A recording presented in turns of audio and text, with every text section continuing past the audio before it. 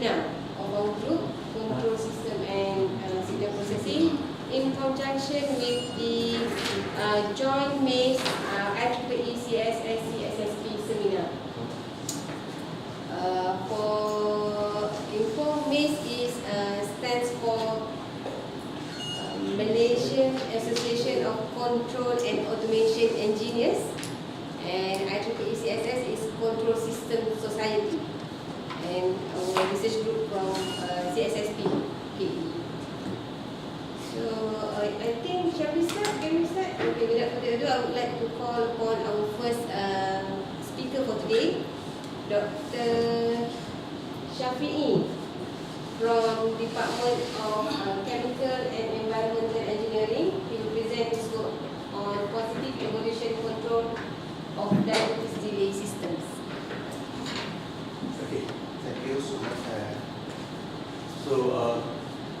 I think I would like to go a little bit different from the title given to me. So I would like to talk about positive evolution control. What I mean positive evolution, that we want that the state of the system always positive, because there's a positive system, and the application later on will for diabetes delay system. And we know that most of the problem in biomedic, we have a delay system.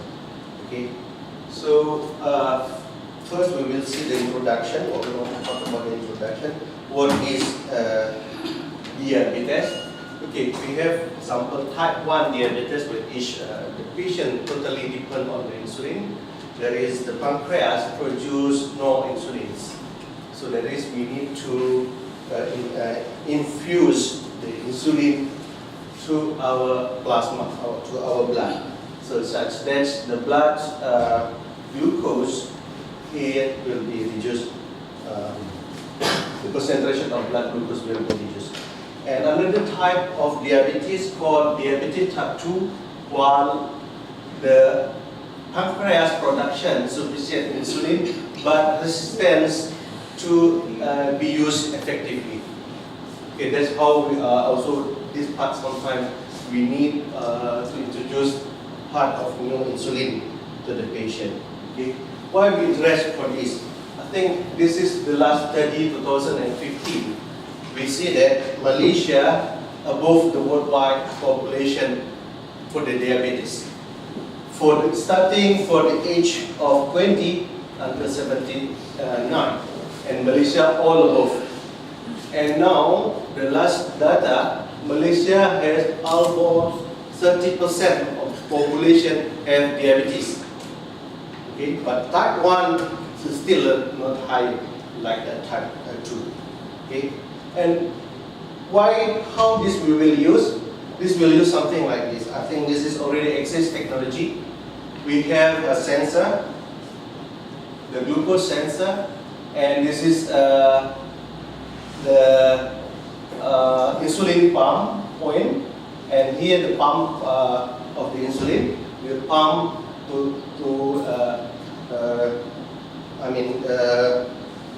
plasma or blood to the blood of the patient.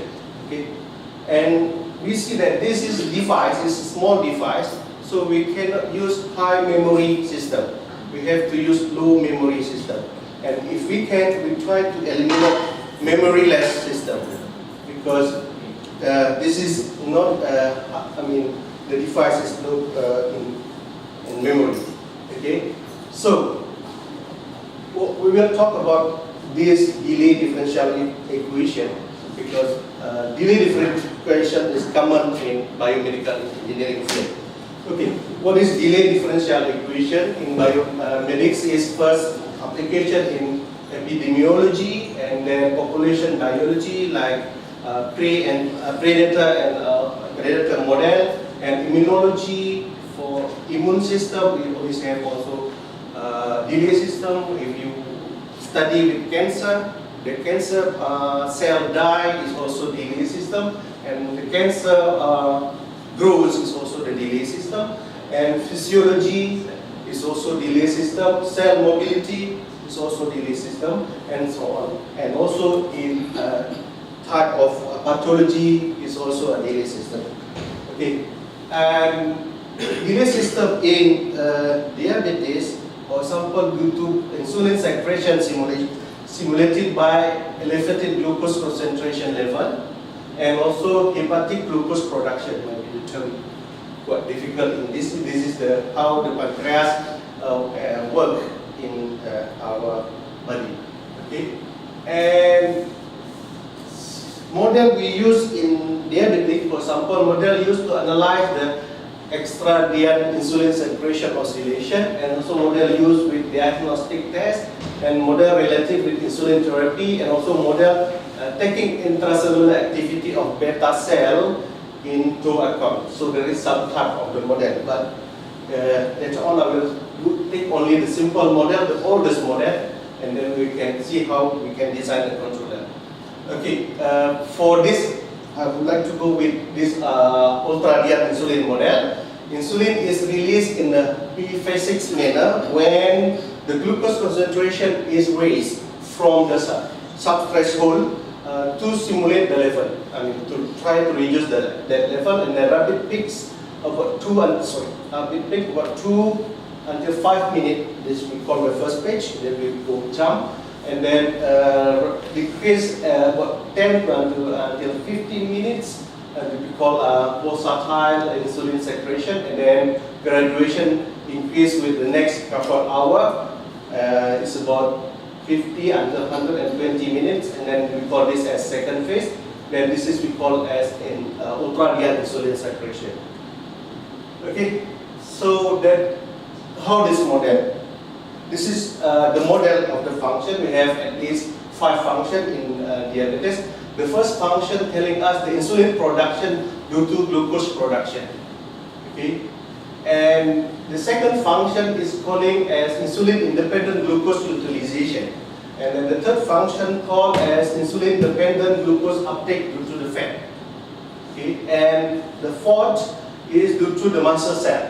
This is how the insulin function due to the muscle cell. And the fifth one is the glucose production controlled by insulin concentration. Okay, then I would like to go with simplest model produced by Drozos and Ganina. So this model, the first equation telling us this the first one, the first function.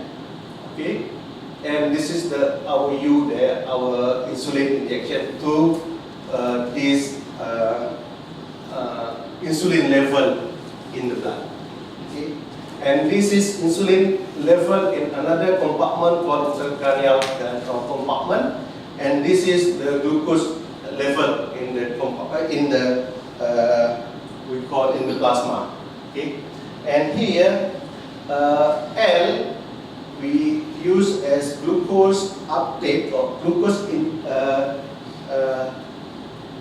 uptake by the blood from the stomach, from our production of glucose, or we can, another word we can say the meal here, the meal, and this is another constant called P0. And here one delay introduced in the function 5, which is the delay of the insulin in the plasma for insulin production. Okay, so that's from this. Now we try to design a controller based on positive evolution control. So positive delay differential equation design. So let's say it is based on linear model. We have a delay terms A1 x t subtract by d, and the force system B. Okay, and from this, according to this theory, Rami theory, called stability analysis and synthesis for linear positive system. So we have the control law U is multiplied by x such that U is positive. Okay, then there exists K in this range, and such that the K is positive also, from U is positive and also K is positive, and A plus BK is Mendeleev. I think you know Mendeleev matrix. The Metzler matrix is when off diagonal is positive. Okay, off diagonal is positive, and A plus BK plus the sum of any delay term is also Krivik matrix. Okay, and then we can use linear programming approach for solving to calculate the K. Okay, such that this lambda and z is feasible. Okay, so this is the theorem telling us that A plus the sum of this A multiplied by lambda plus the bz, and this is all 1, and this is less than 0, and A of diagonal lambda plus bz plus 1 plus I in the identity matrix is positive, z positive, and lambda positive. Okay, then from this K is satisfying the condition below. This condition 1 and 2, which should be positive, and also Metzler and Krivik matrix. So then, this we can compute to get the K is by the solution of this equation. So simple. Just we solve this linear programming, then we can get the K. The K is represented by K, the diag of lambda, the inverse of diag diagonal of the lambda matrix. Okay, and this one, this matrix, this linear programming, we can represent in LMI.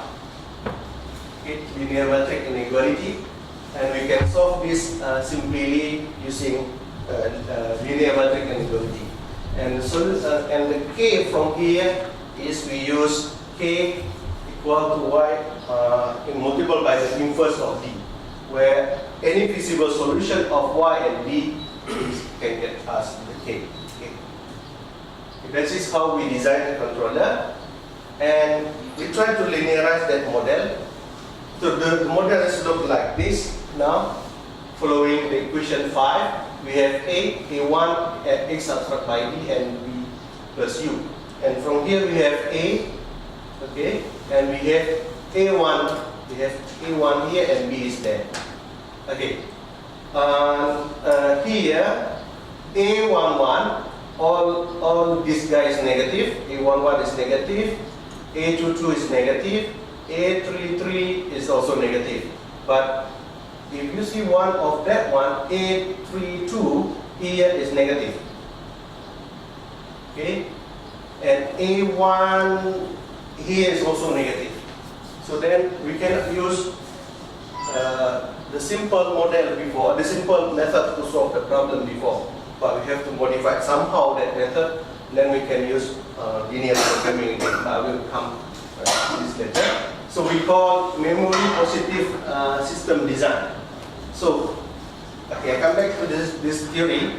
This theory, this equation. So now we try to bound our U, which is negative U until the positive U. Okay. And with this initial condition. That's our objective now, to calculate not only single K, but to have another F of the filter. So this, we have K, U of T, K, X plus F, E, X subtract by 2. Okay, we will have this type of the controller. Now we need to design the K and also to design the F. Such that this fulfill this condition for the U, and this will be this initial condition, and then we do determine the D. Okay, so from this, if from the previous problem where we design this, that means we can force the K from that Metzler fulfill this condition. Okay, now we use this theorem. Okay, now we augmented theorem, and we use to solve using linear programming. Unluckily, I still got a problem to define this in linear matrix inequality.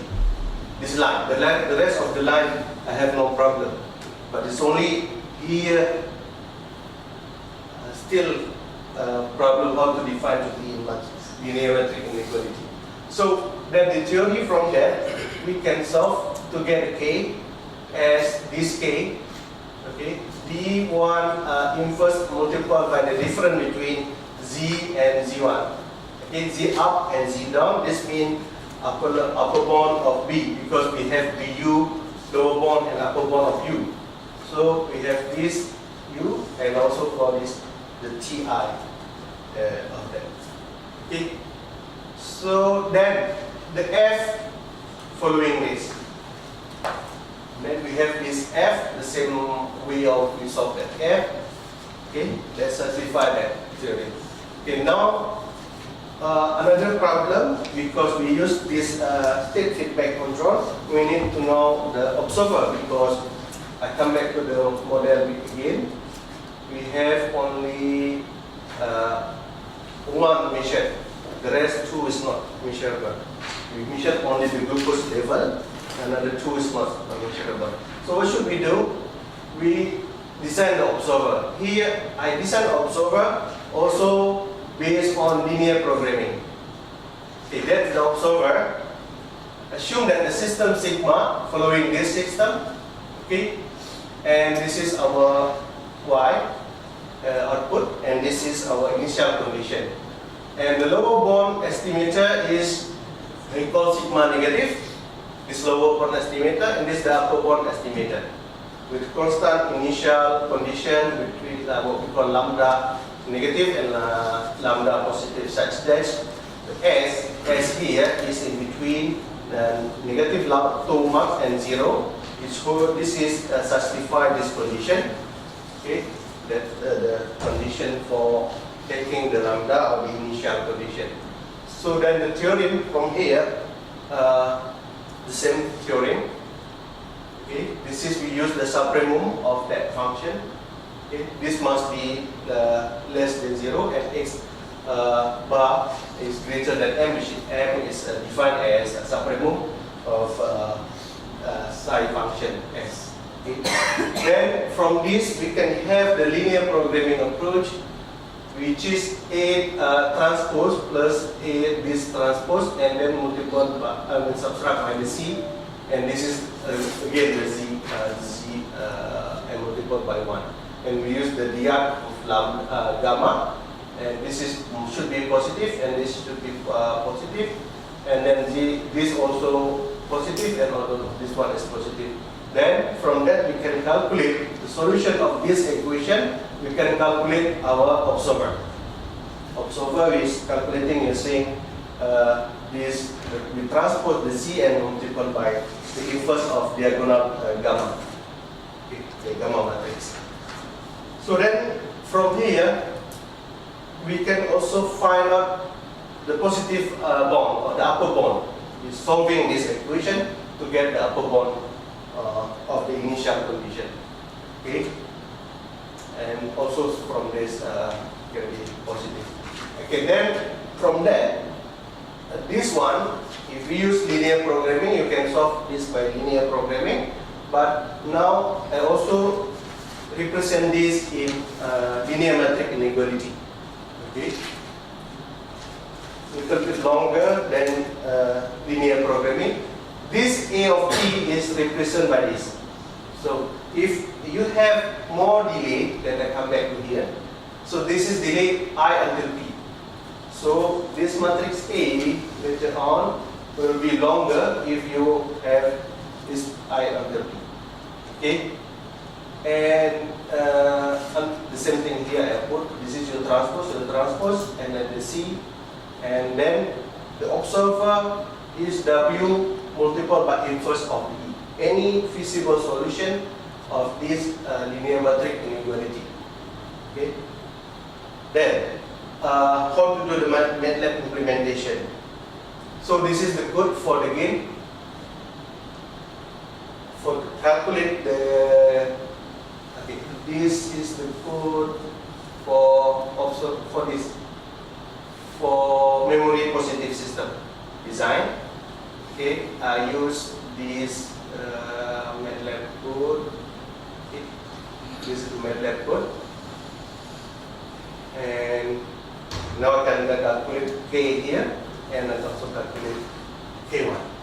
And this I didn't solve using LMI because I found a problem on one line for to classify the bound of view. Okay, and the observer gain is very simple. To calculate what is the observer gain is any feasible solution of W, okay, multiplied by the inverse of any possible solution of E. Okay, this is how I present the matrix, the condition of this matrix, all of this matrix in LMI. Okay, okay, this is using LMI solver. Okay.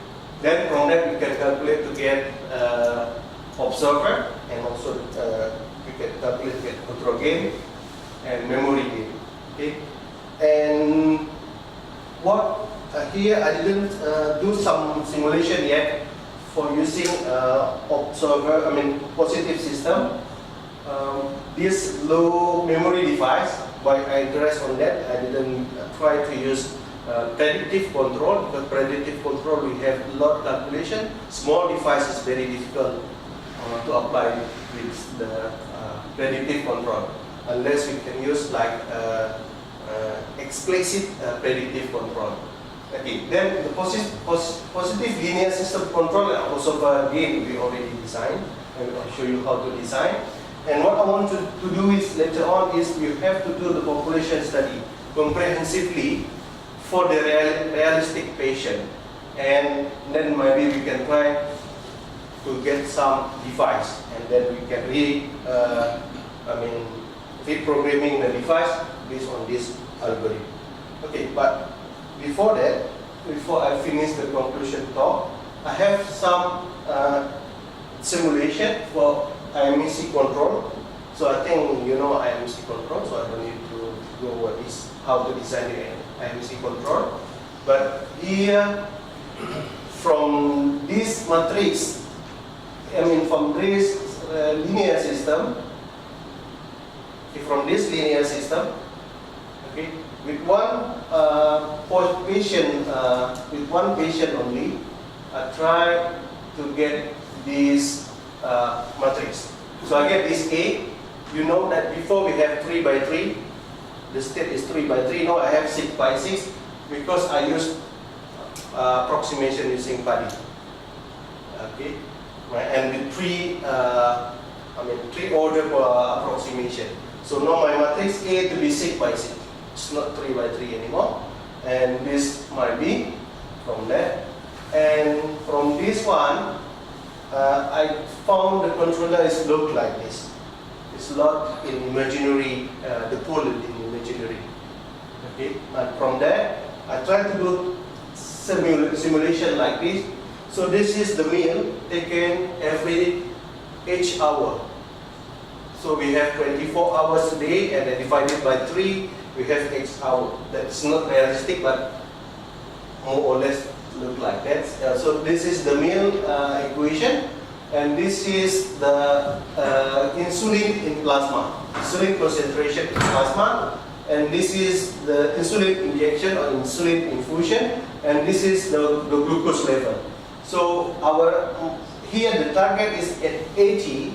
So the first times the controller drive through close to the 80, but not stay there yet. And then the patient start to eat, and then you have moving somewhere up again your blood concentration, and then here the insulin injection drive this close to 80, and then this later on going back to that, and then have oscillation like this. Okay, this is because of the peak of this is because of the mean. Okay, so that's how look like my IMC controller. This is very challenging. It is quite difficult. Okay, why it's not smooth to reach the set point? This because here it is already simplified model. Okay, when you do the linearization of this, let I come back to the early model. Okay, when you do the linearization of this model of Of course, you forgot this. This is 0. It's a constant in this equation. But this is the big, disturbance to the system. Okay, and therefore we found as okay, this is what I found to be controlled using internal model control. Still need to improve, and maybe we have to choose something or find something else to make it nice. But take in mind that biological system is not fixed point to control. It is a bond. Usually for diabetes, for blood glucose level for normal patient should be between 70 milligram per deciliter until 130 milligram per deciliter. So I tried 80 in the bond. So from here 70, this is on the bond, and this 100 still this falls still on the bond of the normal behavior. Even this patient is abnormal. Is it in the this? So that's what I can share on my talk. Anything we need to add? Thank you, Dr. Shafiq. Dr. Shafiq, just want to try to understand this plot. So that means the drop because we inject insulin, or? Yes. This drop because of the insulin. Okay, this is, you see here, this is the insulin, and then will drop. So the insulin will be injected on schedule, or depends on the reading of the glucose level? For this study, it depends on the reading. Depends on the reading. Not in the schedule. Depends on the reading. So if that increase, then it will.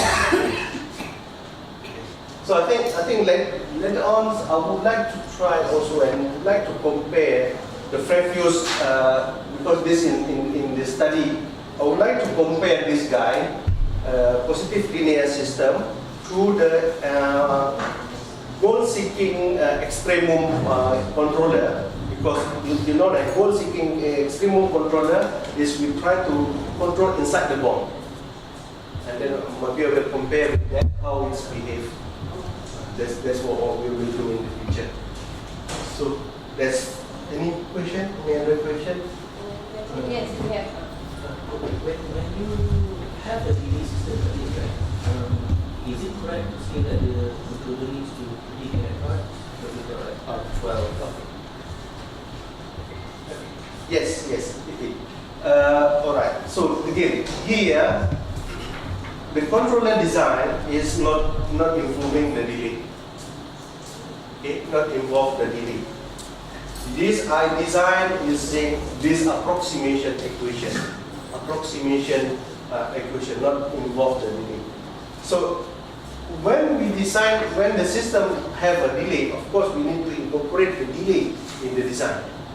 Sometimes the delay itself is not fixed. Let's say if I have this equation, okay, this delay can be varying. It's not fixed one times. It can be varying the delay. So this algorithm can be designed the controller or the observer for the varying delay. Considering that it has to predict quite way in advance, because we make sometimes motorize, the controller is useful for doing that. I think because I didn't plot the original equation, it is for this canina equator. Okay, this equation will be plot. We will have oscillation. Okay, we will have oscillation. Okay, that oscillation then can cause, when we do the closed loop, can cause instability, can cause the explosion in the equation. So that's why in our controller we will have, that delay, incorporate the delay. Otherwise, our controller will be not stable. It will be not stable. Okay, and this equation you cannot control by PID controller.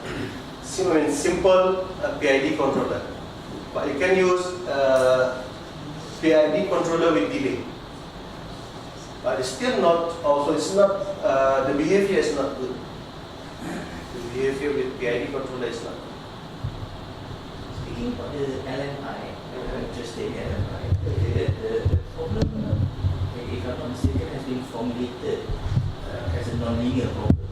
Yes. With a lot of constraints involved. Does the LMI guarantee a global solution? Yeah. Okay. Let I come back here first before I answer about LMI. So this theory, if you see this all the constraint, right? According to classic linear programming, this is all the constraint. All the constraint. We don't have cost function. That means the solution of this is the feasible solution, not the optimum solution. Okay, now from here, the same thing with this.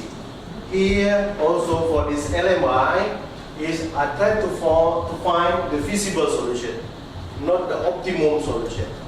And your question is it a global solution or not? If I incorporate the cost function, the answer is yes. But if here the cost function is not incorporated in the linear algebraic inequality.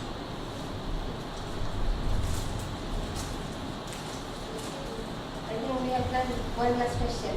Yeah, in DGM model from asynchronous law, is it was proven for variable delay or it was proven only for single time delay? Okay, this is also a varying delay because the delay for the patient have bond of delay. It's varying delay. So in that paper it was proven for multi Yes. Varying time delay.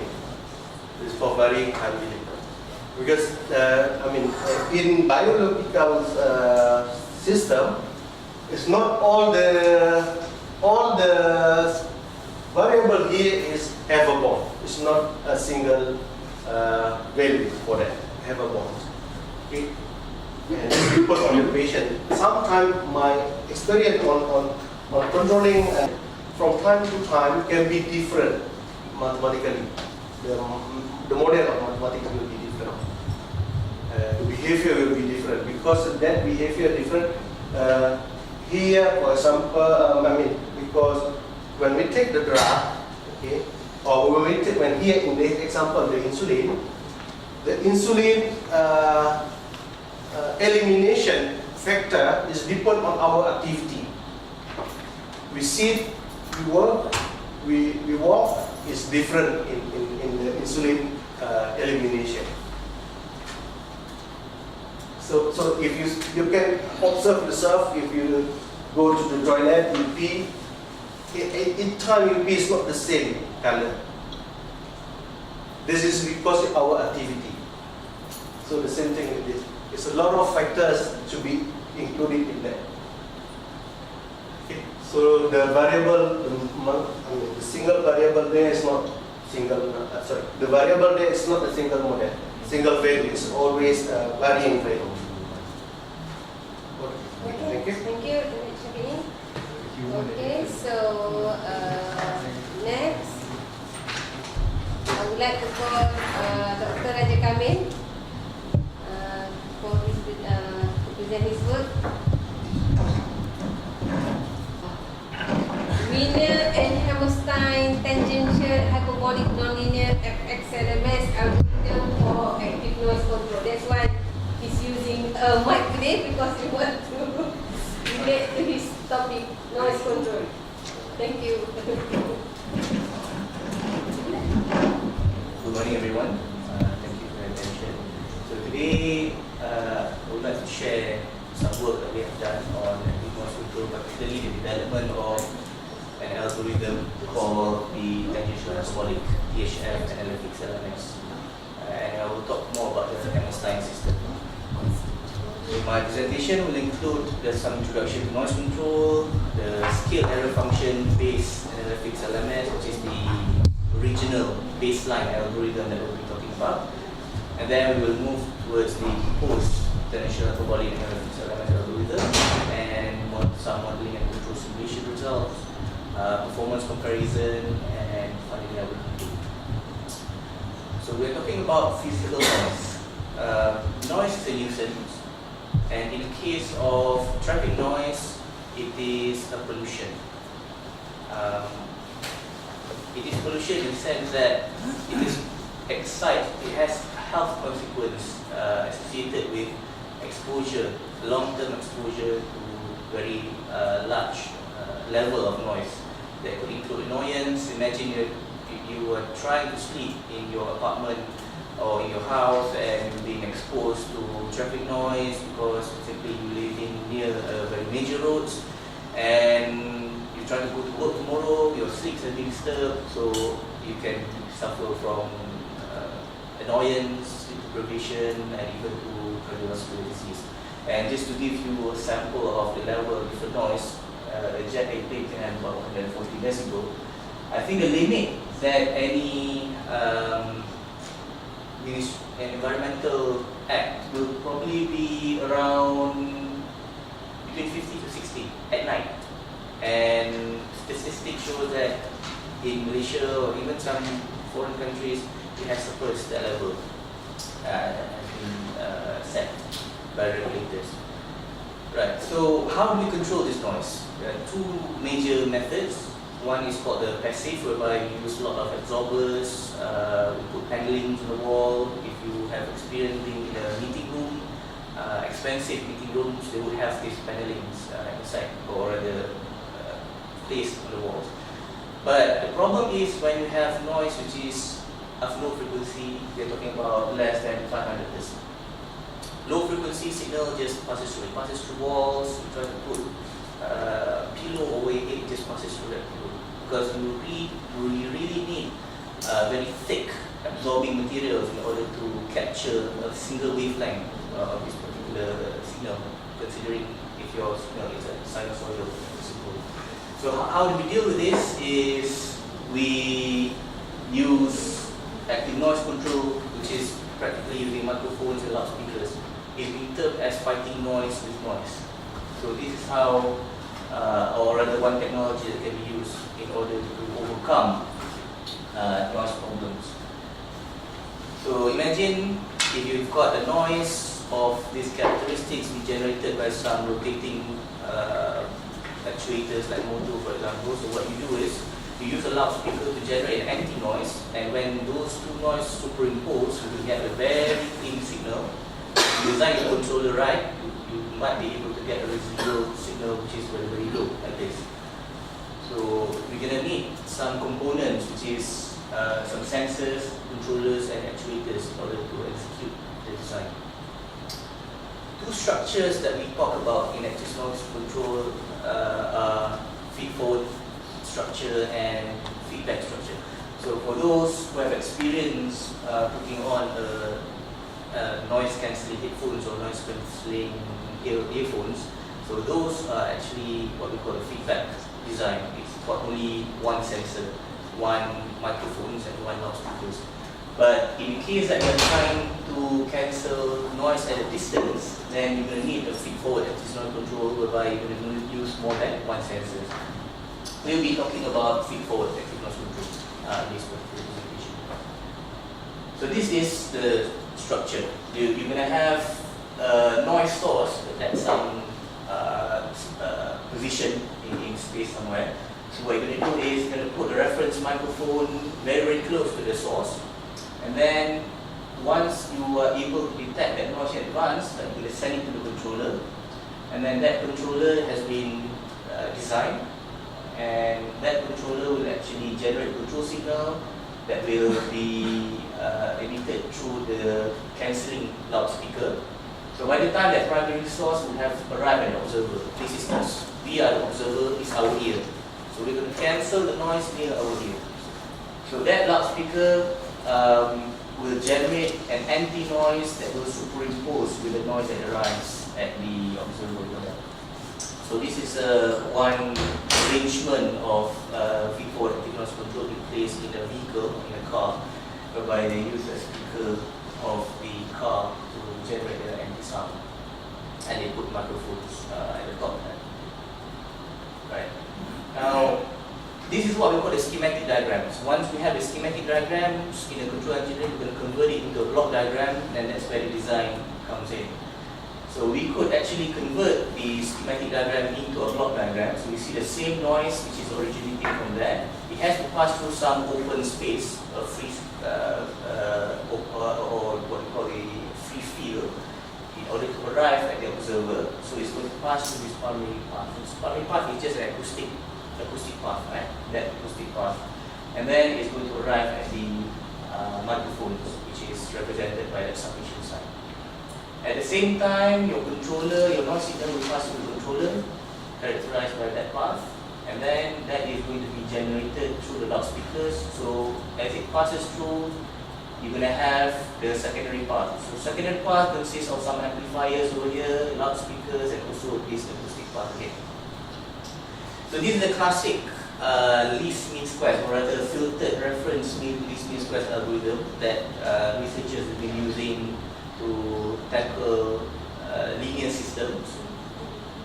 So you're going to have an estimated secondary path that comes from there, and then you're going to put it here, and then that is where the term X comes in, filtered reference, filtered X, because it needs to be filtered by a copy of that secondary path.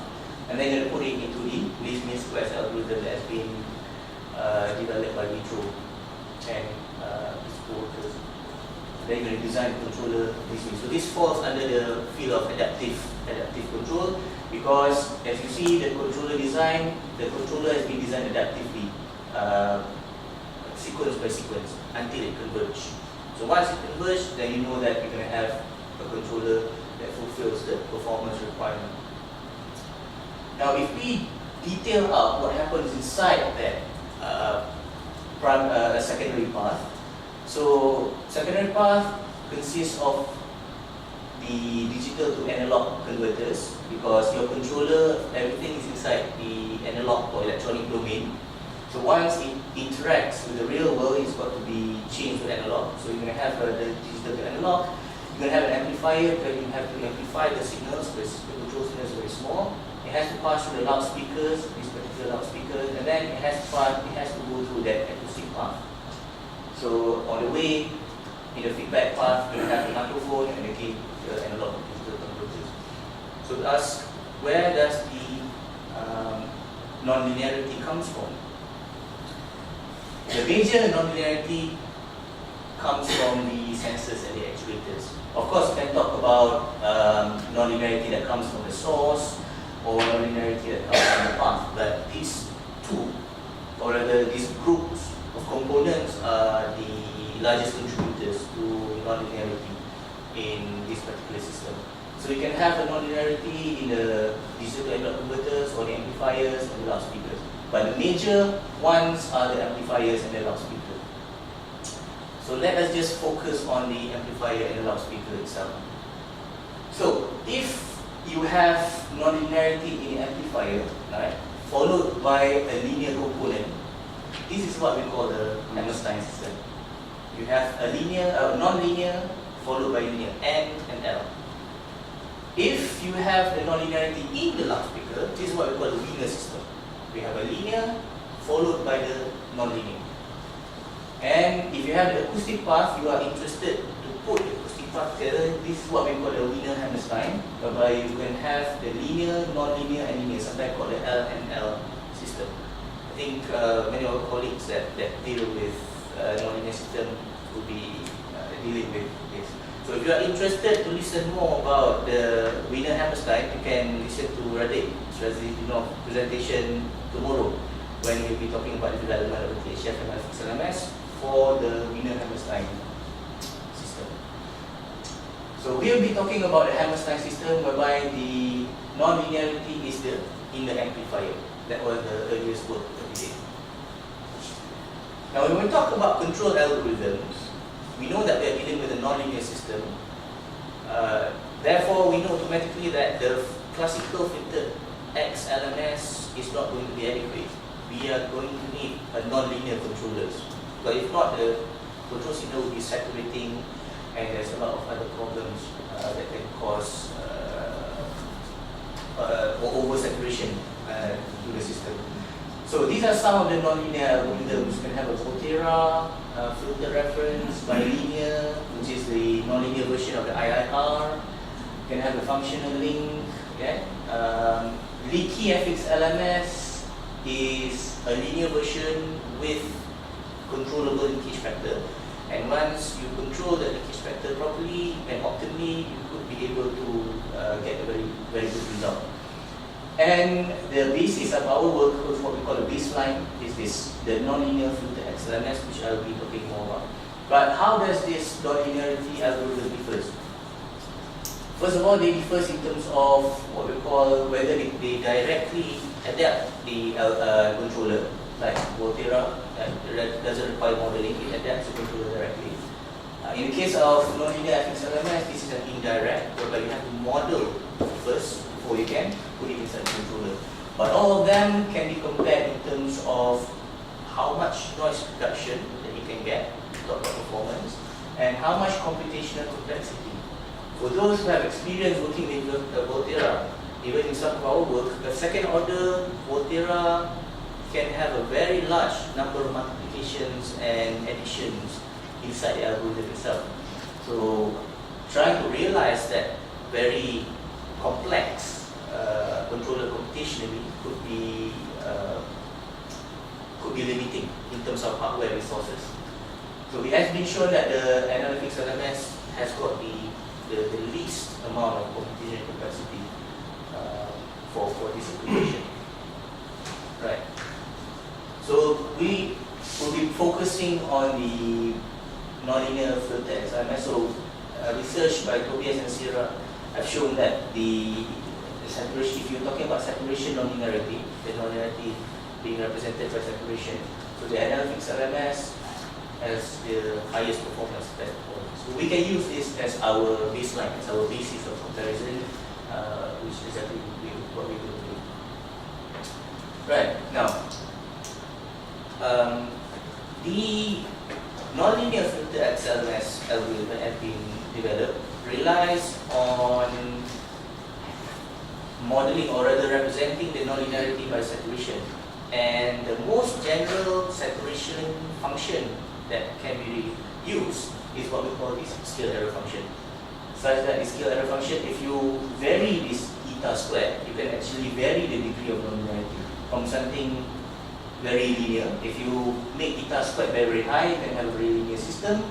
But as you make it smaller, you can have that saturation function becoming more and more prominent. So this one is the most nonlinear you can think of.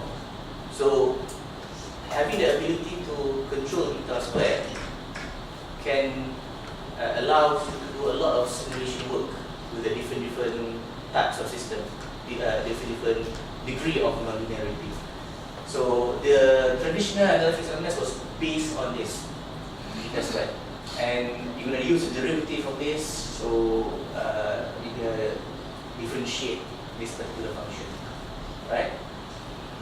Now, if we were to put that nonlinear function, the SCF function, inside the filtered reference LMS, right, that I've shown you before, we're going to have this nonlinear characteristics in there. Now, this is where the problem starts, right?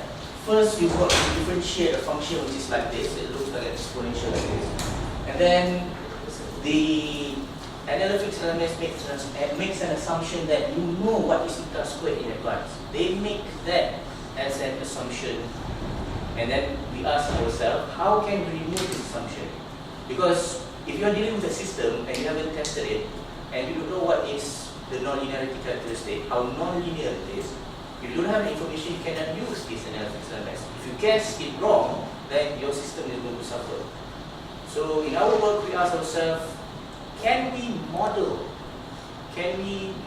this eta squared without making that particular assumption? So that was the basis of the question that we asked.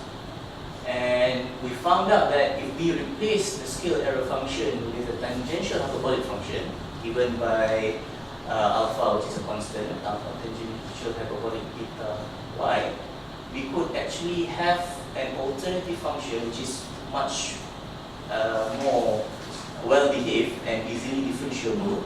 And the nice thing is it's got similar, almost similar characteristic with the scaled error function. Of course, as the nonlinearity grows bigger, right, as it becomes more nonlinear, you can see some separation in the sutra. But nevertheless, they are quite close together. So we're going to use this tangential hyperbolic function, and that's why the algorithm has been called THF analytics LMS. Tangential hyperbolic function, nonlinear fixed LMS. So then we ask the question, how can we relate beta squared with alpha and beta? So what we did was we used a Taylor series function, and we do Taylor series exponential of Taylor series. Then we pick up the first two terms. We assume that the other terms are small enough because cube sort of thing. So we approximate by the first two first two terms, and then we equate them, and we manage to find what is beta and alpha related to beta squared. So now we have a direct one-to-one correspondence between the degree of nonlinearity beta squared and alpha and beta. All we need to do is to model this. So we have an advantage over the SEF, can be replaced by the THF, and then you can realize this through the nonlinear secondary path modeling. Right, so if we follow back the Hammerstein model structure, you're going to have nonlinear amplifiers, and we're going to lump all the loudspeakers, the path, and any amplifier, and then we're going to model it by a linear filtered finite noise response, which is a linear FIR function. So this is your Hammerstein model. So in order to model it, we use the standard technique for the least mean squares, whereby we put the model, right, the THF model. We don't know what alpha and beta yet, but it's supposed to converge to the true values of the alpha and beta. We put it here. If we put this as an SEF, it should converge close to the beta squared by the relationship that I have shown you before. So these two should converge together. At least that's what we thought that it will happen at the very beginning. So the way the adaptive updating algorithm has been designed is to start off with the cost function, the classical LMS cost function, which is trying to minimize the error squared, right? The error signal, you're going to minimize the error squared with respect to the linear filters and the alpha and the beta head. So we use this updating equation, which is a gradient descent. Gradient descent is algorithm, part of the LMS. So I've skipped the derivation, but you can refer to our papers to see how the derivation has been done. And finally, we get the three algorithms, adaptive algorithms that updates the linear path and also the non-linear path. It will update separately. It will update alpha and it will update beta. Of course, we call it alpha hat and beta hat to indicate approximation. And the tangential hyperbolic is going to be in that. And if you differentiate that, it's just going to be tangential hyperbolic squared over 1 minus. So we have an algorithm to update our models. As far as the controller is concerned, right, we use the same technique with the LMS derivation, still trying to minimize the cost function to the error square using the gradient descent, and you're gonna have this equation which updates the controller. So in order to implement the algorithm, you need both. You need to model the secondary path, and then you're going to need to update the controller algorithm together in sequence. Right, so let's look at some simulation results. So in order to do this simulation, we demonstrate by putting the secondary path as being an FIR filter, right? And then we did the simulation by assuming that the tangential hyperbolic, or rather the alpha hat, tangent hat, beta has got three different values. One is put it very, very high. so that it mimics a linear system. The least non-linear becomes a linear system. And then we try it with a medium degree of nonlinearity, set it as P1, and then lastly, put it as a most nonlinear. Put this very, very small, about 0.5. So using that relationship, just now we find the correspondence. So when we do the simulation, right, we should be able to see whether or not our model converges to the alpha and beta. This is the true values. So the simulation, this is the simulation result for the modeling. So what we notice is that when we're talking about the beta, right, the beta for the medium degree, it converges to the true values, but 0.7071 is the true values, right? It just manages to converge to that value. And when the nonlinearity is high, it also converge. But if the nonlinearity is low, which is the system is quite linear, whereby we have beta very small, we will have these fluctuations. So we posit that these fluctuations is due to the fact that with a small beta, it is very, very close to the value of mu, which is the updating equation, such that the tangential beta can be very, very close to the value of beta itself. So we're going to have this phenomenon. But since this algorithm is supposed to work in a nonlinear region, so when you test with a different starting condition, right, they all converge to the true value.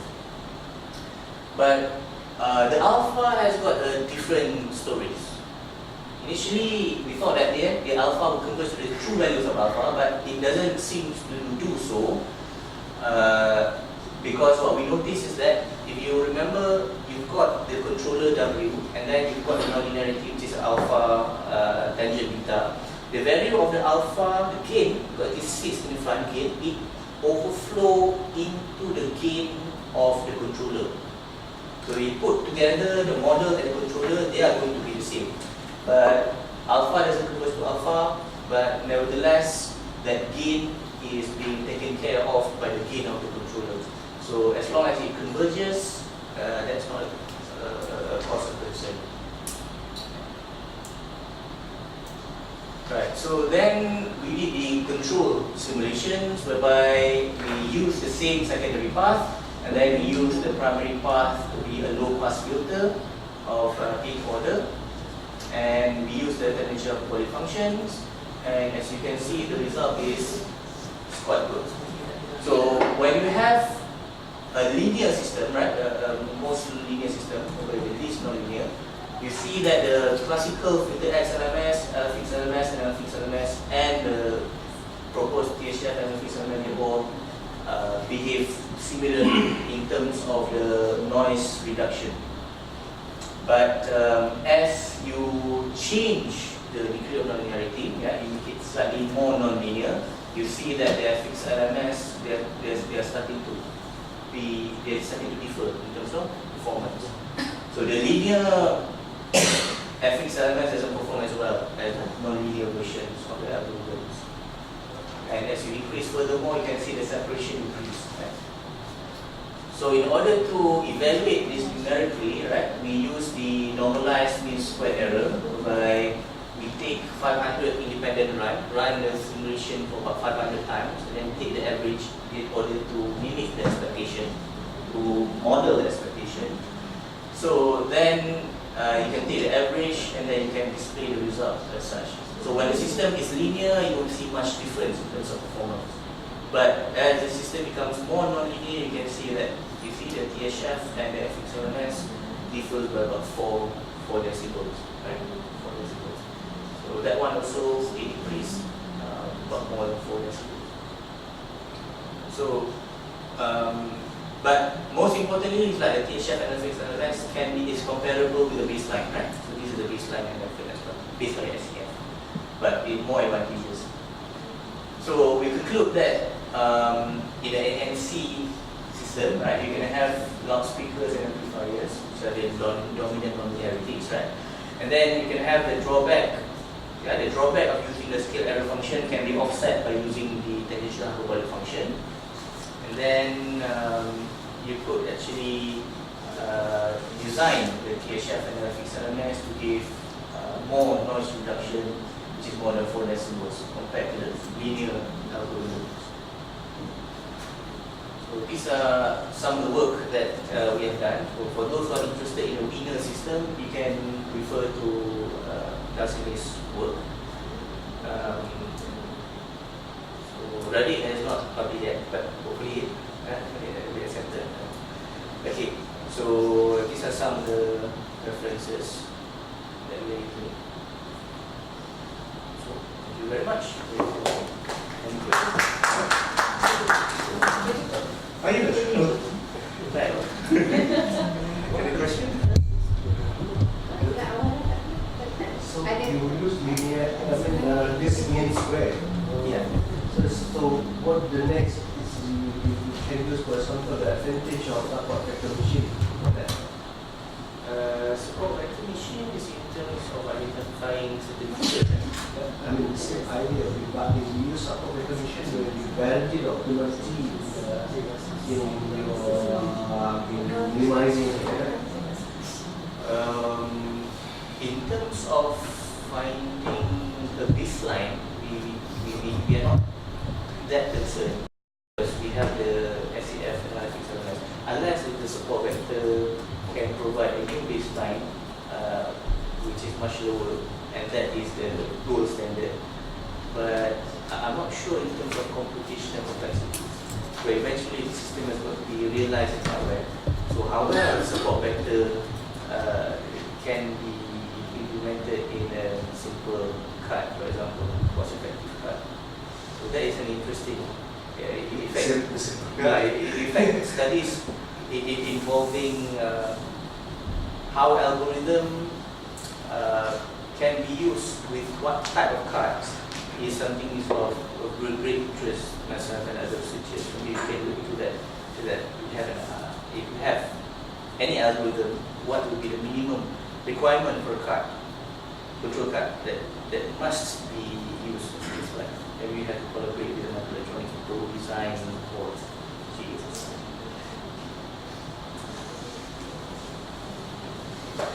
Any questions? And they cannot ask. Not allowed to ask. If I ask one, then my wife fail. Okay. No, you Alright. cannot So, submit. okay. Thank you very much for your time. Okay, thank you very much. Please, take over and see. Okay, thank you, Dr. Ratnaman.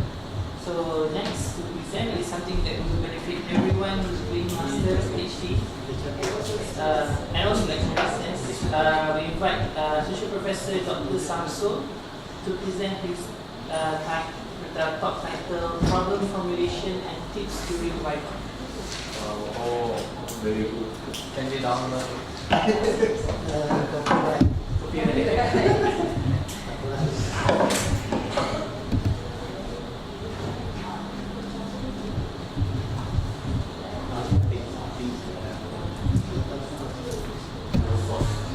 Very good morning. I'm a bit nervous now because the lecturers are here and especially the professor just came in. So this should be his speech, his sharing. Anyway, I have basically volunteered myself to share this. So I think I have to carry on with that. It's just that probably the title is a bit misleading. The tips for Viva is, what shall I say? The Viva itself covers the whole world, right? So if you want to consider tips for Viva, this is only tips to answer the problem statement formulation only. To answer other parts will be discussed in different sessions. I'm only given about half an hour. So my little experience, well, what I'm going to share is basically based on my little experience. I have supervised 6 PhDs and 16 MScs, and currently supervising 3 PhD and 1 MSc. And at the same time, the sharing is also based on my experience as external and internal examiners. Basically, 20 PhD theses, 52 or more MSc theses. Most of them will have this problem. But before I go to the problem statement, what do the examiners expect from the thesis? This is based on Monash University in Australia. Don't worry, you can Google and you can find this. But I would like to highlight a few things. The PhD thesis should have a substantial and original contribution within the discipline, a sound appreciation of the relevant literature, and a sound problem statement, important connection between existing literature and current study, appropriate methodology, clearly documented and fully explained results analytically and showing the relevance and correctly formatted. Well, this is PhD. What is MSc? What do you think? Exactly the same. So what is the difference between master and PhD? Related. Number of weeks. Probably the significant difference is in terms of contribution. So if PhD work is within 2-3 years, master is 1 to 2 years. So based on this duration, you can imagine how much contribution, comparative contribution. The rest, basically, they are almost the same. So thesis content, we have 1, 2, 3, 4, 5, 6, 7, 8, the minimum, the common one. And I would like to talk about the introduction only. And from that introduction, there are 6 things inside there, and I'm only focused on this problem statement. So you can imagine that the tips is only on this section. There are a lot of other things we can share later from time to time. So what is problem statement? I would like you to focus on this. The formulation of a problem is far more essential than its solution, which may be merely a matter of mathematical or experimental skill. So the formulation of problem is to raise new questions, new possibilities, to regard all problems from a new angle that require creative imagination and real advance in science and so on. So basically, that is what we call the problem statement. I would like to share a few examples based on the thesis that I've come across. TEM is basically thermocouple electronic module. Apa dia punya ni? TEM, thermocouple, thermoelectric module. Thermoelectric module. And we know, it is known that it is not efficient to be used as a cooler. It has limitations. The efficiency and so on. The minimum temperature is also within probably 15 degrees or so. So that is the statement before the objective. And now suddenly the objective says to develop a TEM cooler that will be used to carry vaccine, and the temperature requirement is between 4 to 8. So What is the problem? It's not efficient. How are we going to begin the work? There is no connection between this statement and the objective. The problem says something else, and then suddenly the objective of the study is something else. And I just want to share a little bit about this objective also. Look at the second objective, to develop accurate control system. And he has proven that his work managed to get to control the temperature within 0.1 degrees. So what do you think? Very good? So very good, very good. No doubt about that. But how about the first objective? 4 to 8 degrees. So, does it require an accurate control? So this is related to problem statement, what you really want to do, what you really want to solve. So this is about the inefficiency. I thought it's going to solve that inefficient problem. Suddenly, this is something else. So this is one example. I also came across this statement. So far, the research on whatever topic has been carried out. Carried out in simulation mode. Practical implementation is still very risky due to whatever reason. And then objective is still to simulate. So what is the link? The statement, when we read this, okay, now I think what the student is going to implement this, right? That's what in your mind when you read the first statement. And later suddenly the objective is still to simulate. So these are, well, probably you can consider this as tips during the Viva also. And this is what I came across. And I'm going to jump from here and there.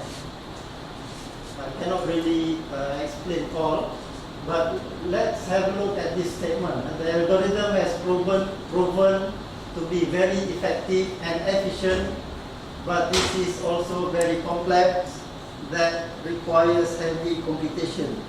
Statement made by this guy, 2005. This is fake statement.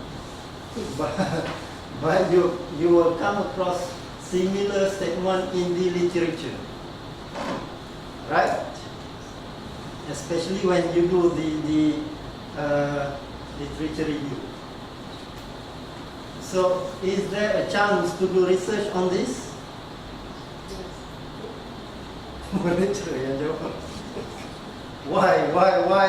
Why there is a room for improvement? Because there is computational complexity is heavy, not many controllers maybe can do it. You want cheaper controller, you have to find a way to reduce the computational complexity. That is one thing, and probably you need to look at the time when the statement was made. This was 11 years ago.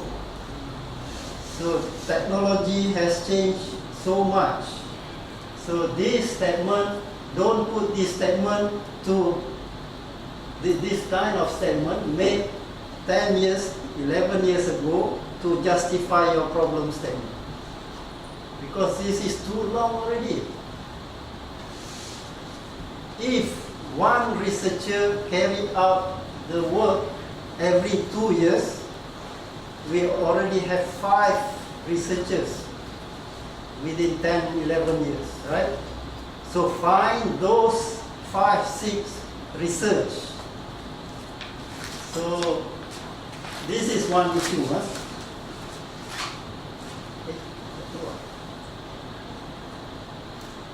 Oh, sorry, I forgot to change.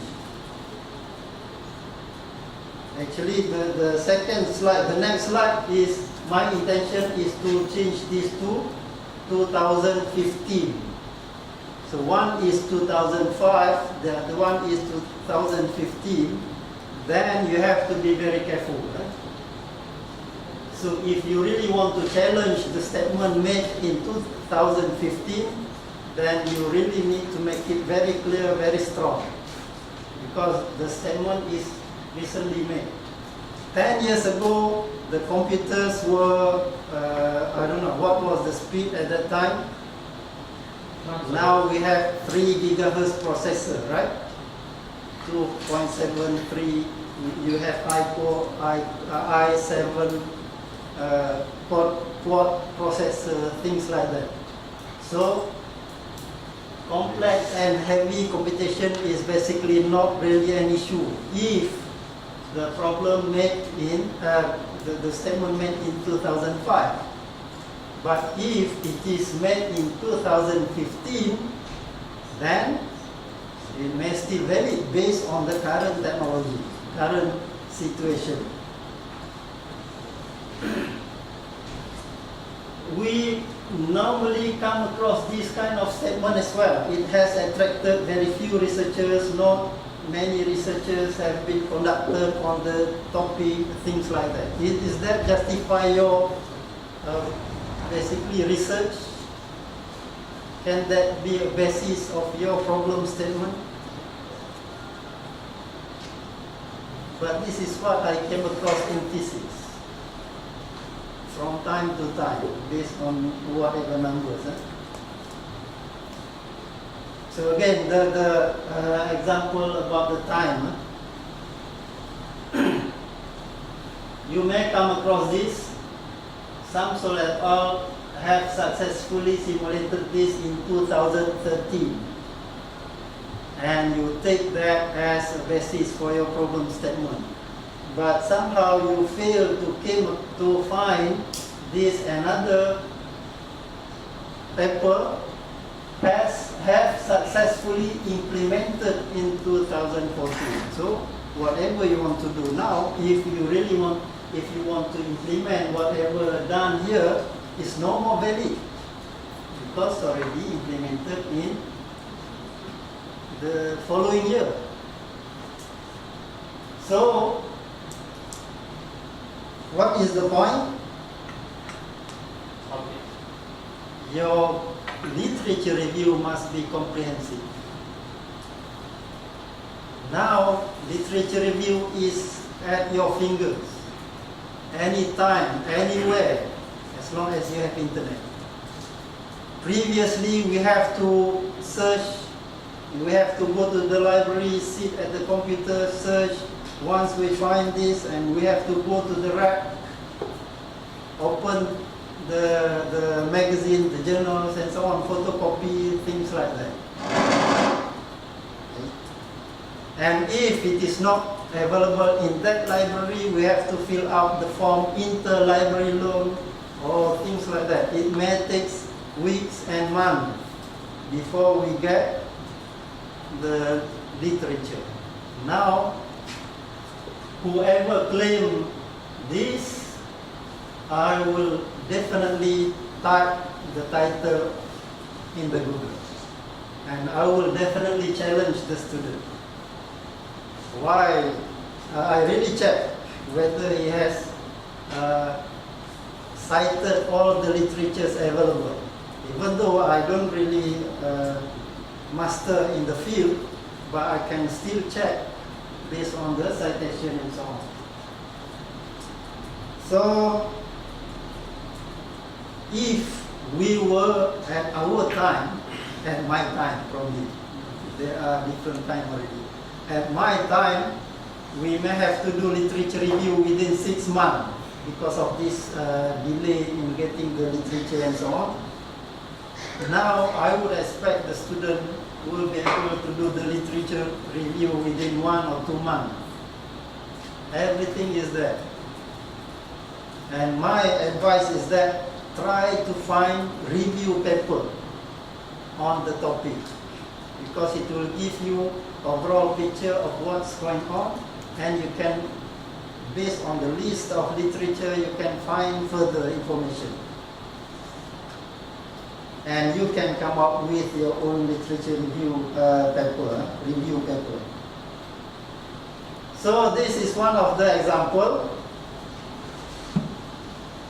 Optimal tomography, well, it is not really my area, but I've been requested to be examiner for this thesis. The reference is 1995, which is not 2005. Now this is 1995. The thesis submitted this year, so 21 years ago. So I don't know what is the basis. This is basically he or she is quoting the work of the supervisor. And I know that the supervisor has supervised plenty of research students. So definitely this is a problem. Huh? In fact, if you read through, you cannot really understand what is the problem. Several factors must be considered. Well, it looks like a methodology already, not a problem statement.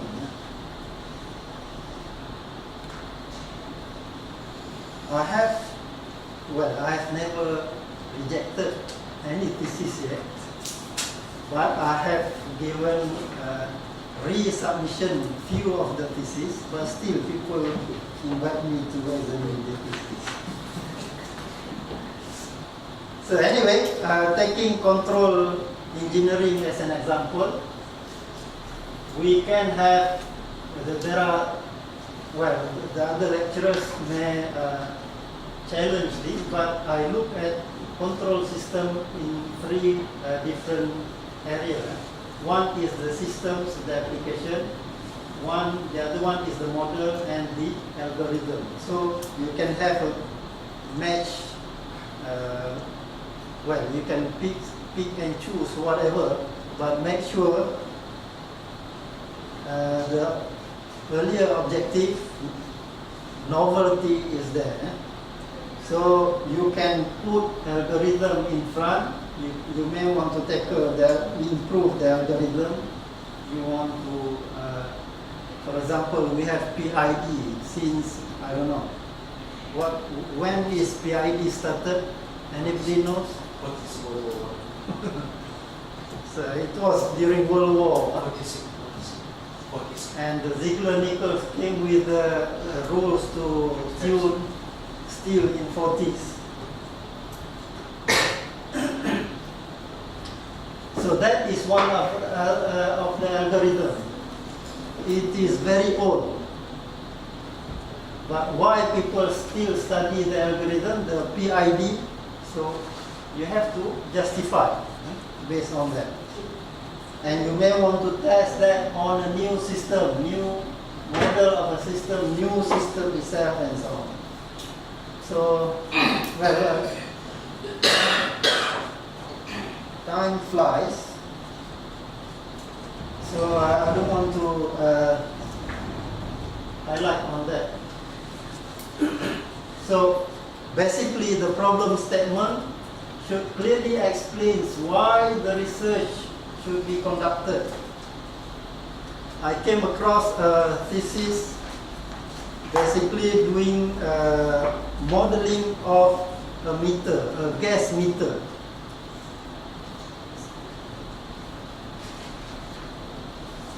Basically, well, in UK, I would consider almost all houses are connected to gas pipeline. But here, do you know how many houses connected to gas pipeline?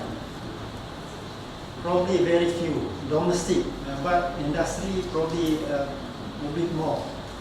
The gas pipeline is just next to the road, next to the pond, but it is not connected anyway to UPM, so we don't have any meter. It is connected to the Petronas station. So it has a meter, and this meter, you know that gas is susceptible to temperature, pressure, things like that. So the reading may change, and the faulty in meter and so on. So many issues.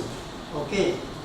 So the study is basically to come up with a model, the input, output, the pressure, temperature, things like that, and to predict the volume, which is very good. Nobody has done that in Malaysia, fine, right?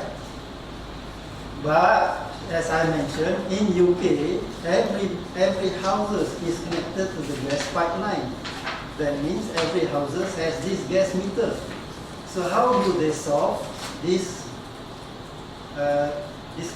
discrepancies in meter reading? So he should, or the student should check, should read, should convey the problem, the solution. And that, okay, fine, the solution may be applicable in UK, fine. So, but the student still has to present that.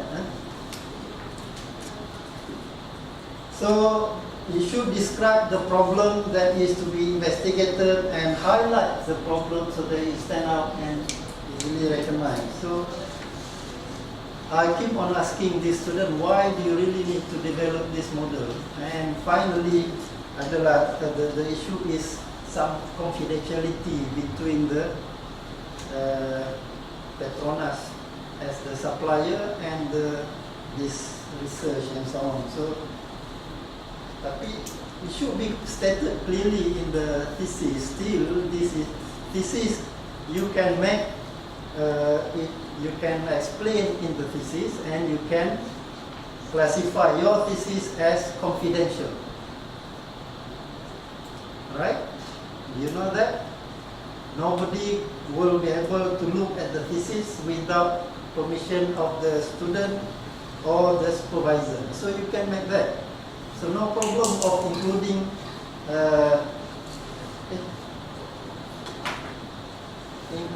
the confidential information inside your thesis. So is there a clear problem to be solved? The S is jumping there. Is the problem clearly justified? That is the issue. Justify the problem. Justify your work. Is it a subject for research? Is it novel? Is it important to be solved now? Now, it could be a problem, but if you solve the problem, nobody bothers. So, is there any value to that? Probably nobody cares, right? So you need to consider that. Clearly recognize, tackle specific area, fit the timeline. Also, this is the issue, a timeline of the research. So that's why you need to carry out the literature review comprehensively, so that you can look for this timeline of the research issue. So it may be your special interest. Some students just say, well, my supervisor asked me to do this and that. So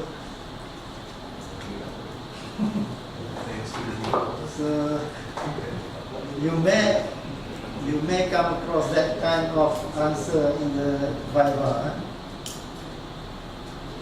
Look at 4 points that interest you personally and professionally, and don't forget about your capability and competency.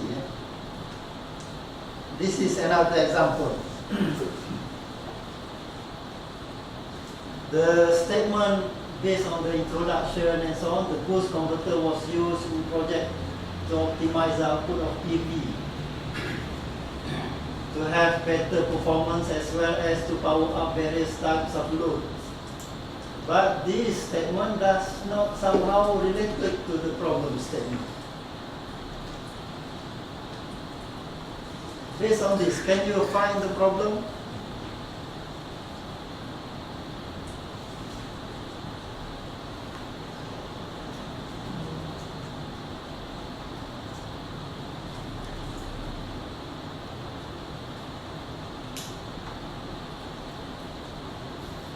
simplest MPPT control method available. Okay.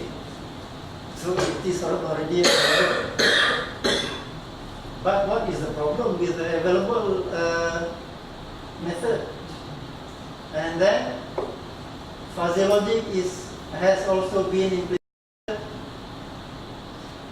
to improve efficiency and control. Probably the simplest MPPT is not efficient and difficult to control, I assume, but it is not stated.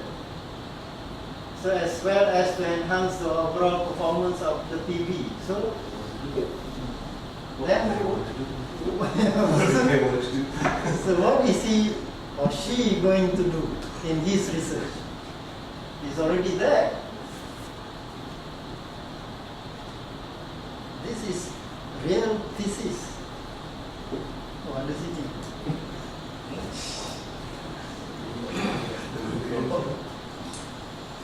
So research problem can come from personal experience, practical experience, critical appraisal of literature.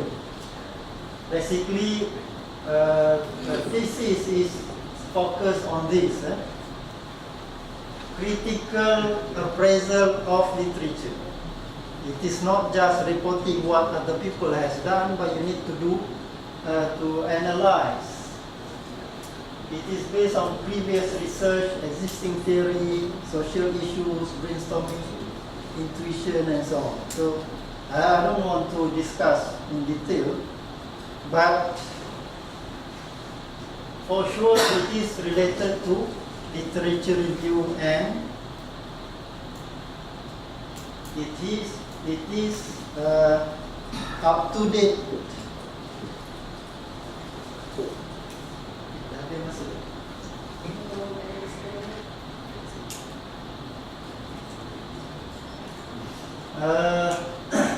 So the literature review itself has to be up to date and relevant. So what is literature review? Well, probably we can share this a bit more later in more specific session. But basically the process of identifying, reading, analyzing, summarizing, evaluating. So those are the process. Literature review is usually used to summarize and assess the literature on a specific topic, provide a foundation for new original research. This is what basically relevant to us during thesis. Purpose, basically trying to build research project, or you can publish review paper.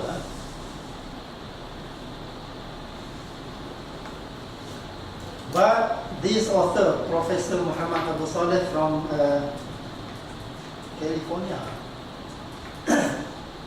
what he says is that literature review is not writing the summary or abstract of each article, but you should identify, synthesize the themes, ideas, issues, note the shortcomings, assess the strength, provide ideas and suggestions for future research. This is what we expect in literature review. If you don't have this, then redo. And it should be written smoothly and logically. So the consequence, the continuation from one topic, subtopic to another. So, in summary, nobody has never done this before, attract very little interest, very little research has been reported. Basically, those statements do not simply justify a new research. Always avoid using this statement. And basically, problem statement mainly based on literature review for technical research. For social studies and so on, probably they have something else, some other process. It should be clearly written. The issue is when, well, based on my little experience, when I ask my student to provide the problem statement, what he or she want to do, there are students who keep on coming and keep on requesting time to discuss. But my condition is that put those in writing. Otherwise, I don't want to discuss. Why? Because if you cannot put it in writing, that means there is nothing in your mind. You just need ideas. You still not sure what to do and so on. If at least put in writing, put down your ideas. If it is not complete, it may be wrong, but at least it is there. So that is the process basically. And when it is challenged or when you are asked about it, you have the confidence to convey, to explain. You are ready to be challenged. And this is, as we looked at the beginning, the problem statement is the basis for aim and objectives of the study. So there are few useful links. Well, you just type in the Google and you can find a lot of resources on this. But the Monash University is basically gives you what examiners expect, what PhD thesis examiners expect. That is the title from the Monash University, Australia. So thank you very much. I'm sorry for the sharing that is not really technical, unlike the previous two presentations. But I really hope that this sharing will help you to produce good thesis later and less burden to us, to the supervisors and examiners. If you have these problems, then the examiner will have hard time, the supervisor will have hard time, and the viva will be even more hard time. Okay? Thank you very much.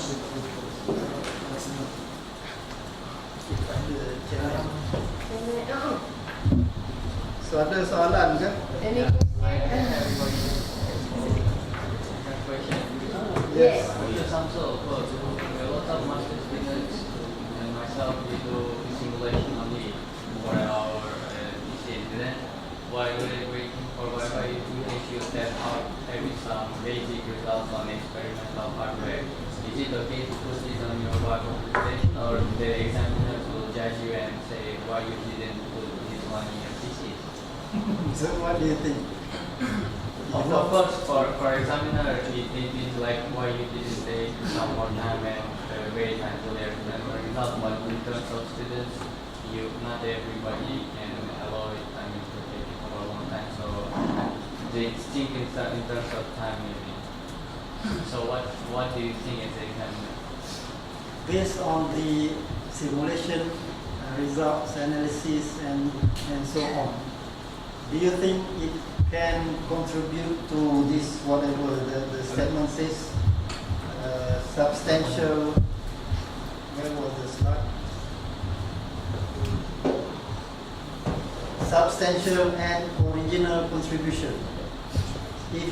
If your simulation result can justify, can answer that, then there is no real issue. But again, if you submitted very short period and suddenly you want to add more results, then of course examiner will. No, it's not adding more results. It's just proving the point that it can be done also experimentally, because that is new results. Right. How do you prove can be done experimentally? There must be some results. You can, definitely you can. And definitely that examiner will ask you to include in your thesis. That's all. Don't open your mouth. So, if you're confident that your simulation already covers all this, then don't worry. Especially if you have some published your work in journals and so on, peer-reviewed journals. So that means your work has been accepted, right? So, but for PhD, I think it is good if you can extend a little bit and improve. For master, probably not so much an issue. Is the professor having the same view? What is it about? The thesis is purely based on simulation. And while waiting for the viva, he continued with the experimentation. I'm not talking about myself, I'm talking Yeah, about well, In general, yeah. I'm referring you as the one who questioned.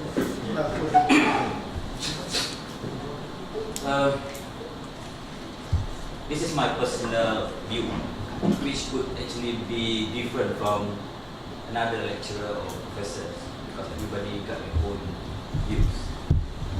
In terms of what is actually enough or adequate for master or for PhD thesis. Okay. Everybody got their own view on this one, so we cannot say everybody is correct or wrong. For me personally, I don't mind if the thesis is 100% simulation, even if it is a PhD thesis, as long as it has enough contribution in terms of knowledge, because that is more important. It's not how it was done, but what it is. For me, actually, is more important. Because whether it is a simulation or it is experimental, it's based on experiment. Okay, those are for me just tools. Okay, for me personally, I regard that one as tools. But more important is in terms of knowledge contribution, in terms of the activity that is required in order to gain that knowledge. That requires 3 years to finish. So if we evaluate the thesis in such a way that the activity required to achieve the knowledge is 3 years, it's a PhD thesis. If the activity requires to achieve knowledge is within 1 year, then it is a master thesis. Okay, for me, I don't put it as whether it is simulation or has to have some sort of a real experiment. But of course, other professors they have their own views. Okay. But we have to respect that in academic world. Okay, everybody got their own views. Okay. And that one, of course, depends on who your examiner is. how like you. How lucky you are. Okay. But actually, if you have everything intact, as what Dr. Samsul mentioned, in terms of the introduction to problem statement, most of the time, those professors who actually against 100% simulation work will accept your thesis. Okay, if you have everything intact. Okay, most of the time the problem is everything is all over the place. So they just pick point. Okay, no experiment, pure simulation. So they simply reject your work because they don't really capture what is the novelty of the work. So what do you think? Similar view? Depends. Well, my PhD was purely based on simulation. Yeah. I was examiner. And my PhD student also, most of them were purely based on simulation. Not talking about the masters, the PhD. I just like to pick up on what Dr. Samsul said on personally. So, usually when over elaborating on your thesis, when you don't, we should not. Students present, they get nervous, they presented what they have on a slide. After the presentation, when the examiner start opening up to them, asking about what's their future work, they feel relaxed, they lower their guard, suddenly they spill up all the things which didn't work right for their thesis. And that's where they get caught. And then they open back the chapter. So please don't do that, right? Until the examiner has left, only then think yourself. Don't be too smart. Right? Please, Okay. Tambah. Katakan tapi just tambah just you have to be smart. Don't try to outsmart the examiner lah. too smart. Well, probably, as mentioned here, substantial and original contribution to knowledge. Okay. Well, never mind, you know the point, right? That will be verified during the Viva as well. Even though the thesis may look very nice, but there are cases where the thesis were subcontracted to somebody else. So we really need examiners will really need to verify that you did the work. You did contribute the knowledge to the knowledge. You are the one, not somebody else. And we have cases where this is submitted somewhere else in other language, being translated into English and re-submitted. So we have to, the examiners will be very careful on that. Okay? If you have further question later, then do email me or contact me later. Huh? Thank you very much. Thank you. That's also very useful sharing knowledge. Okay, next.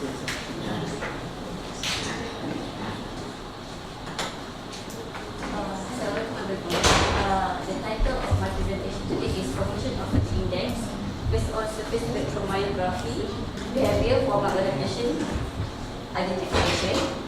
Okay, this conference committee made by Professor Dr. Sitiano, Special Dr. Samsul Bahari, and Dr. Okay, the outcome of the presentation today is start with introduction, followed by motivation and objective, methodology, contributions of the research, and also conclusion. Right, this is the introduction. Okay, basically, fatigue is a sign of limitation from human body. Okay, usually the sign of fatigue based on heart rate, lactate, level, and energy. Okay, heart rate, lactate, and energy can be evaluated by blood test, questionnaire, and also RPE. Okay, fatigue, which refer to muscle fatigue. Actually, this investigation on muscle condition during fatigue. Okay, muscle fatigue usually evaluated by muscle biopsies and also cell evaluation. Cell evaluation such as question, do you feel soreness, the scale soreness is evaluation for muscle fatigue.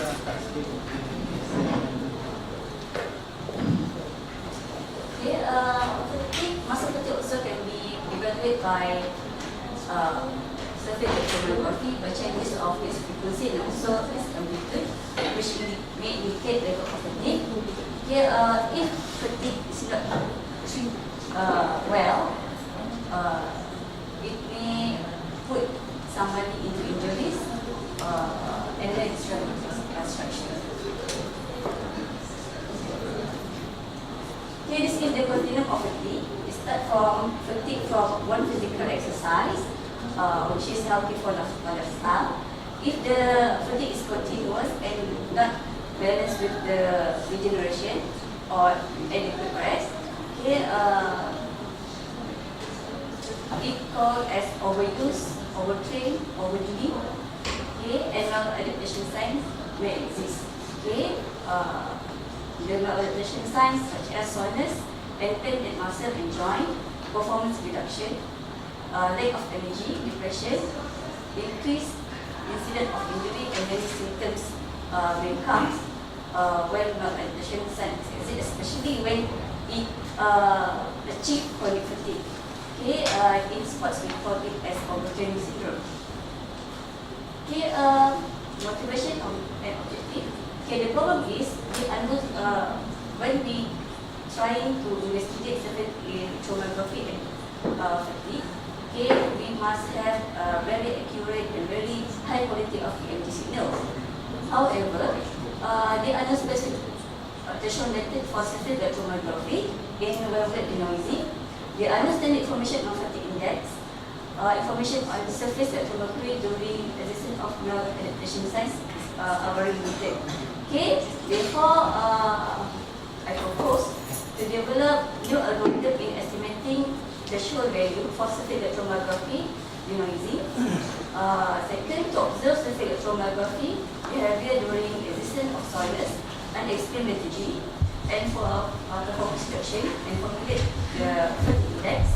And last, to classify surface electromyography for maladaptation sign identification.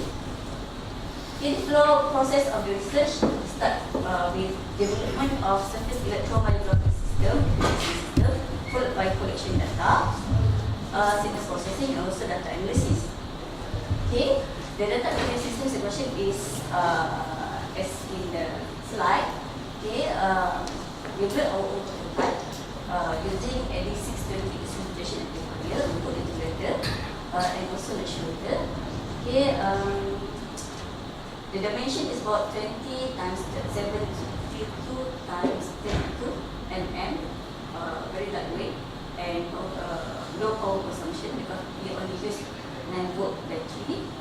Okay, processing the liquid 10 high pass filter to remove the baseline because we use dynamic filtration.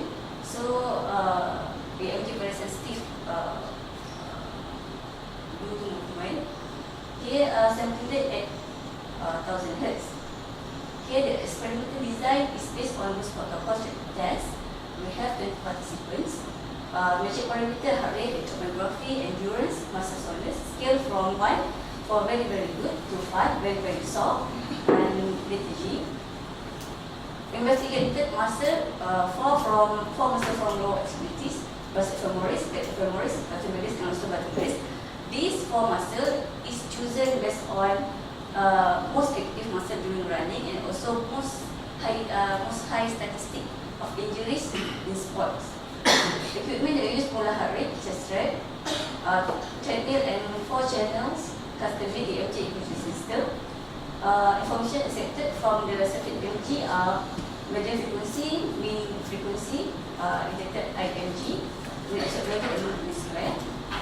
Okay, the study population here because we use human.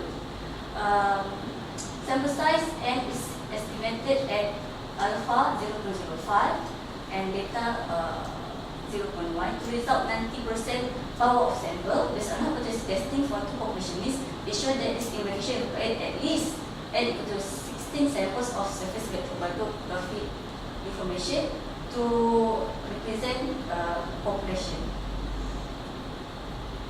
Okay, the first motivation is development new algorithm to estimate threshold value for surface electromyography wavelet denoising. Okay, stationary wavelet transform, also known as undecimated wavelet transform, compared to discrete or decimated wavelet transform. Stationary wavelet transform have same resolution throughout the composition process. Okay, stationary wavelet transform is purposely designed to overcome this of discrete wavelet transform, which is not invariant, and suffers of drawback and during the reconstruction. This SWT is purposely designed for denoising application. Okay, the classical method usually used during denoising is red R sure, Q sure, minimum C, universal threshold. Sure is stands for Stands Unbiased Risk Estimate. Okay, because the method actually usually focusing on removing Gaussian white noise may increase SNR, signal to noise ratio, but tend to remove some part of the MG, which also containing essential information. Okay, the proposed method is develop new algorithm in estimating threshold value for surface EMG related to music application. The objective of this, keep as much as possible information and remove as much as possible noise. Remove 20 Hz corner frequency. Remove and mitigate baseline noise at 4 to 5 microvolt, which is the acceptable baseline for high quality surface electromyography, and remove or mitigate 50 Hz or line interference noise. Okay, the calculation of SNR is based on this formula 20 log RMS contract divided by RMS master relax, which is the baseline. Okay, actually, the baseline is containing several noises, which is electrode scan interface, electronics amplification system, and 50 Hz of line frequency. Here, while the projection contain the information. So, we will develop the new algorithm based on this SNR calculation. Okay, the denoising procedure involving this decomposition and then determining the threshold. After determining the threshold value, then we denoise and reconstruction, which is inverse SWT. Okay, as you can see here, okay, the red line there is a value of threshold. So means when we implement the threshold during the noising, signals within the value will be removed and signal above the value will be maintained or will be kept. Okay, the first thing that we want in the design stage is we want to remove the 20 Hz corner frequency. Okay, the preliminary stage that during the calculation we use frequency sample at 1000 Hz, but to design the 20 Hz frequency band at the lowest, so we have to set the frequency sampling to 1400 Hz and decompose it to 6 levels to produce lowest level band at 0 to 20 Hz. Okay. As you can see, the level 6, the approximation 0 to 10, and the detail 10 to 20 Hz. Right? It's between 0 to 20 Hz. Okay, we take advantage from saturation invariant transform reconstruction, where it average the inverses obtained for every undifferentiated discrete of the transform. Okay, removing 20 Hz corner frequency is part of condition of high quality SMG signal to be recorded and reported in the high quality journal. Okay, this is the composition of surface electromyography signal. Here we have things here. Okay, we can see the frequency band. Okay, threshold value in the denoising process is based on detailed cognition of signal decomposition. Best SNR of the SMG when it has lowest baseline, but keep as much as information it can, acceptable baseline about 4 to 5 microvolts. Set threshold value to maximum value of baseline details. Might remove information, especially when they are unexpected spike. Here, multiple threshold is introduced in estimating threshold value. So, we introduce new formula to estimate the threshold value based on detailed relax plus multiply threshold. So, I introduce multiply threshold times multiplier maximum value in relax minus detail relax in every level. Okay, there are 3 cases in between the multiplied threshold. So, because the threshold we set level by level of the detail, so we have 3 cases here. we set empty equal to 2, which is the highest. We want to remove at all the details of the signals. Okay, when there are no EMD information in the details, usually at details 1, at frequency band 350 to 700 Hz. Okay, we set multiply threshold equal to 1 when they are EMD signals, but they are too much noise. Okay, the total value equals to maximum value of the baseline. Okay, the last cases, the third cases is when the EMD signals were detected, we put the multiply threshold equal to 0.8. Why I choose 0.8? Okay, because okay, we have calculation here. Okay, based on the baseline value after generalizing. Because the automated threshold method, when we use multiply threshold equal to 0.8, give baseline about 4.87 microvolt compared to when we use multiply threshold equal to 0.7, which is 0.12 millivolt. Okay, this is the result when we compare from the classical method with Shure, Universal Threshold, and Maxi. It shows that the dual method able to remove 20 Hz calling frequency, able to remove 50 Hz interference, and with higher SNR value. Okay. Any questions so far? Tak tahu, okay?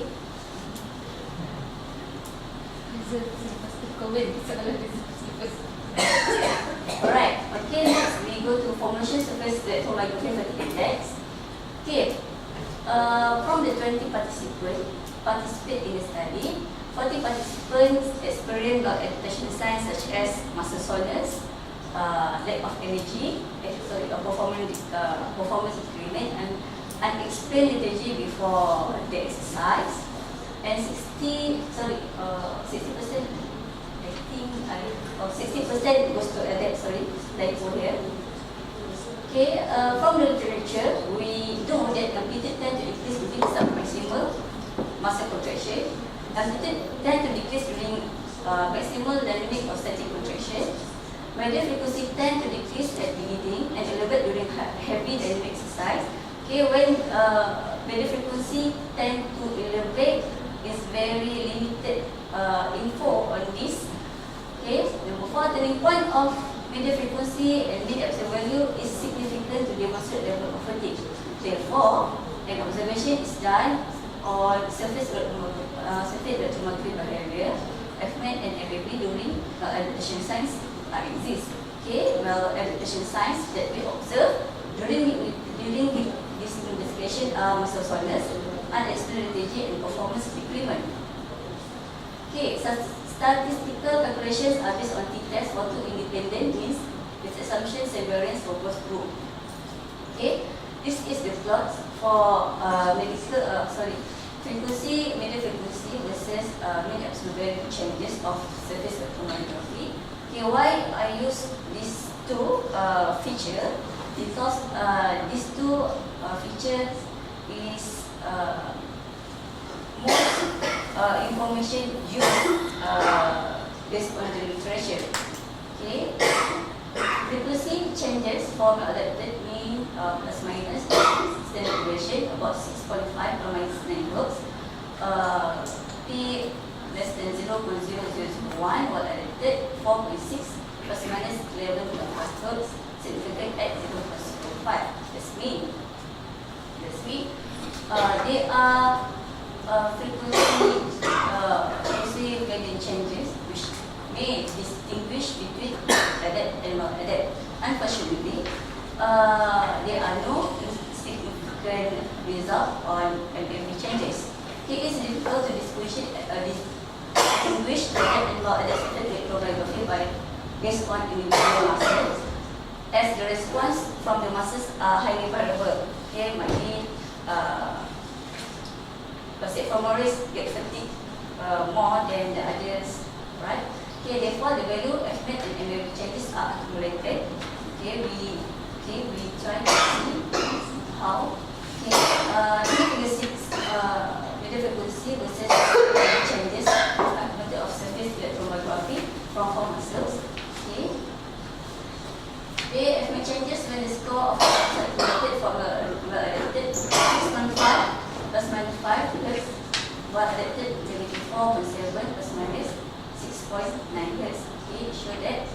especially when the estimate sensitive because it changes belong to adapt, while when the frequency changes, negative sign, the spin, it belong to adapt. The participants adapt to the experiment. Right? This is there are the density distribution indicate that accumulation scores of 4 muscles separated better than in 1 muscle score. Okay, figure 7 actually. Okay, can see that accumulation predicted for accumulation muscle plots much better than when we plot the AMG based on single muscle. Okay, therefore we propose fatigue index based on frequency, median, and energy changes. Level 1, fatigue level 1 goes to when the MAV change to positive sign or the median frequency change to negative sign, which is when the muscle contact at maximum contraction. Both quadrant 2 belong to muscle contact at maximum contraction. When the median frequency tend to shift lower, but the mid absolute value tend to decrease. And we propose the third quadrant, fatigue level 3, muscle contact at maximum contraction, where the changes of median frequency is positive, we get high level of fatigue, where maladition signs may exist at this quadrant. Okay, lastly is classification or surface electromyography for maladition identification.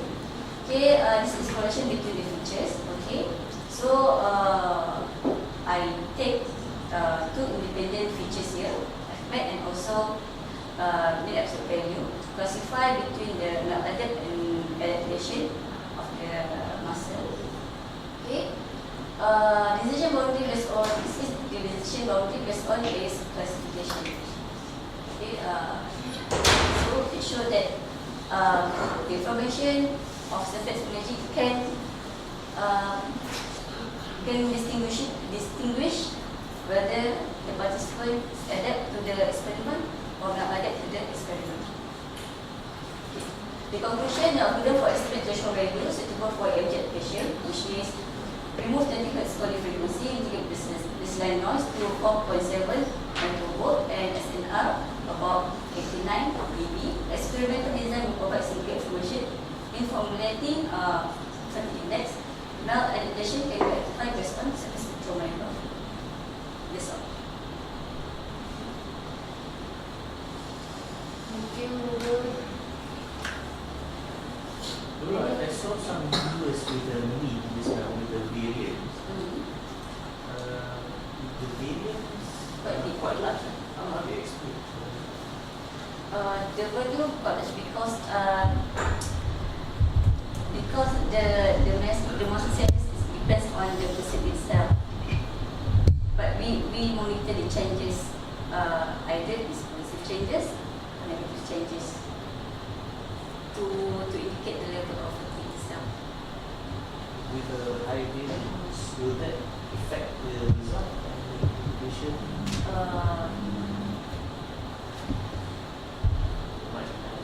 People like to ask about variance questions. They prepare some answer.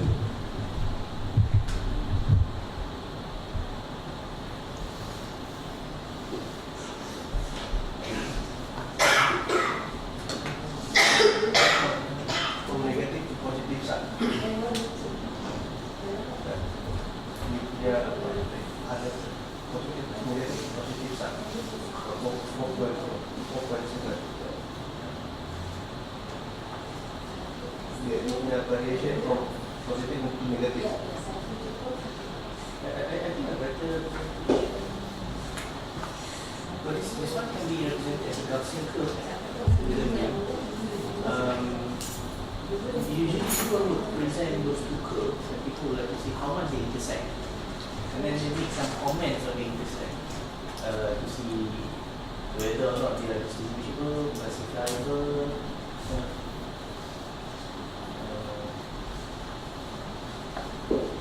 It does seem like Different. Mainly from the single plot means But look the same. quite similar, but when we accumulate for values untuk semua masa, dia clearly similar lah based on kita single products. Much easier to separate. This density distribution, right? It's the thing that you should highlight. Sebenarnya ada differences. If you show like this, of course you cannot see any differences that much. Tapi kalau you tengok sini, actually one of the thing that you should highlight the direction, angle. Jadi nampak macam Dia boleh zoom tu, boleh. somehow you need to manipulate all those variables that you have to highlight differences lah. Dia cakap distribution, you know, right?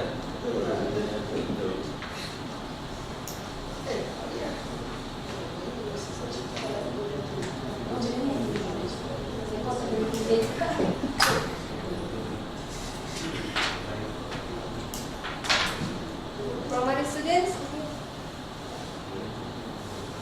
Kita boleh discuss apa? I think that's all. Thank you. Thank you, Ibu Mazani.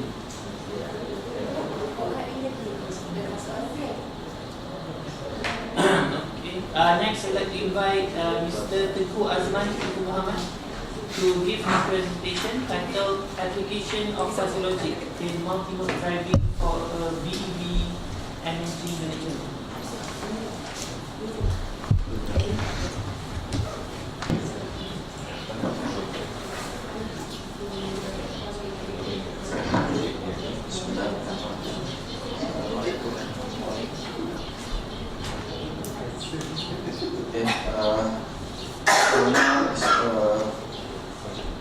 For my presentation will be on application of fuzzy logic in a multi-mode driving for battery electric energy management.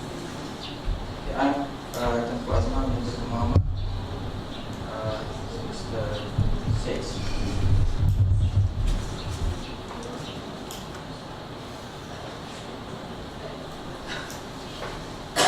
So this is the presentation outline.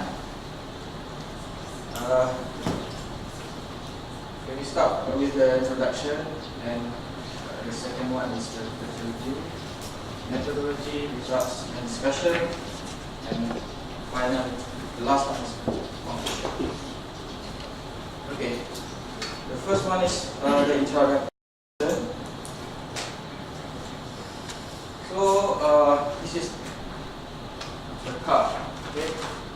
So if you remember, this is the first model of our national car, Proton Saga. Okay. So this is the enhanced version, the latest Proton Saga. Okay. And then this is the bigger segment of 3D and MPV size. Okay. So, no matter we prefer national or local car or either imported car, so the question is it a desire or a necessity? And nowadays, owning a car has already become a necessity. Okay? So, everybody own their own car. Okay? So what happened is like this. Okay? So when we accumulate, everybody have their own car. So it become like this. One day it become like this. Or this already happened. This is the Beijing motorway. Okay? This is a 50-lane motorway. Just imagine having cars and what will happen next, okay, when we have so many cars. Alright, so from 2030, it is expected, okay, the population of cars is expected to increase. Okay, so by 2010, we already achieved about 1 billion cars on the road. Okay. And by 2030, it is expected to reach 2 billion cars. Okay, so what are the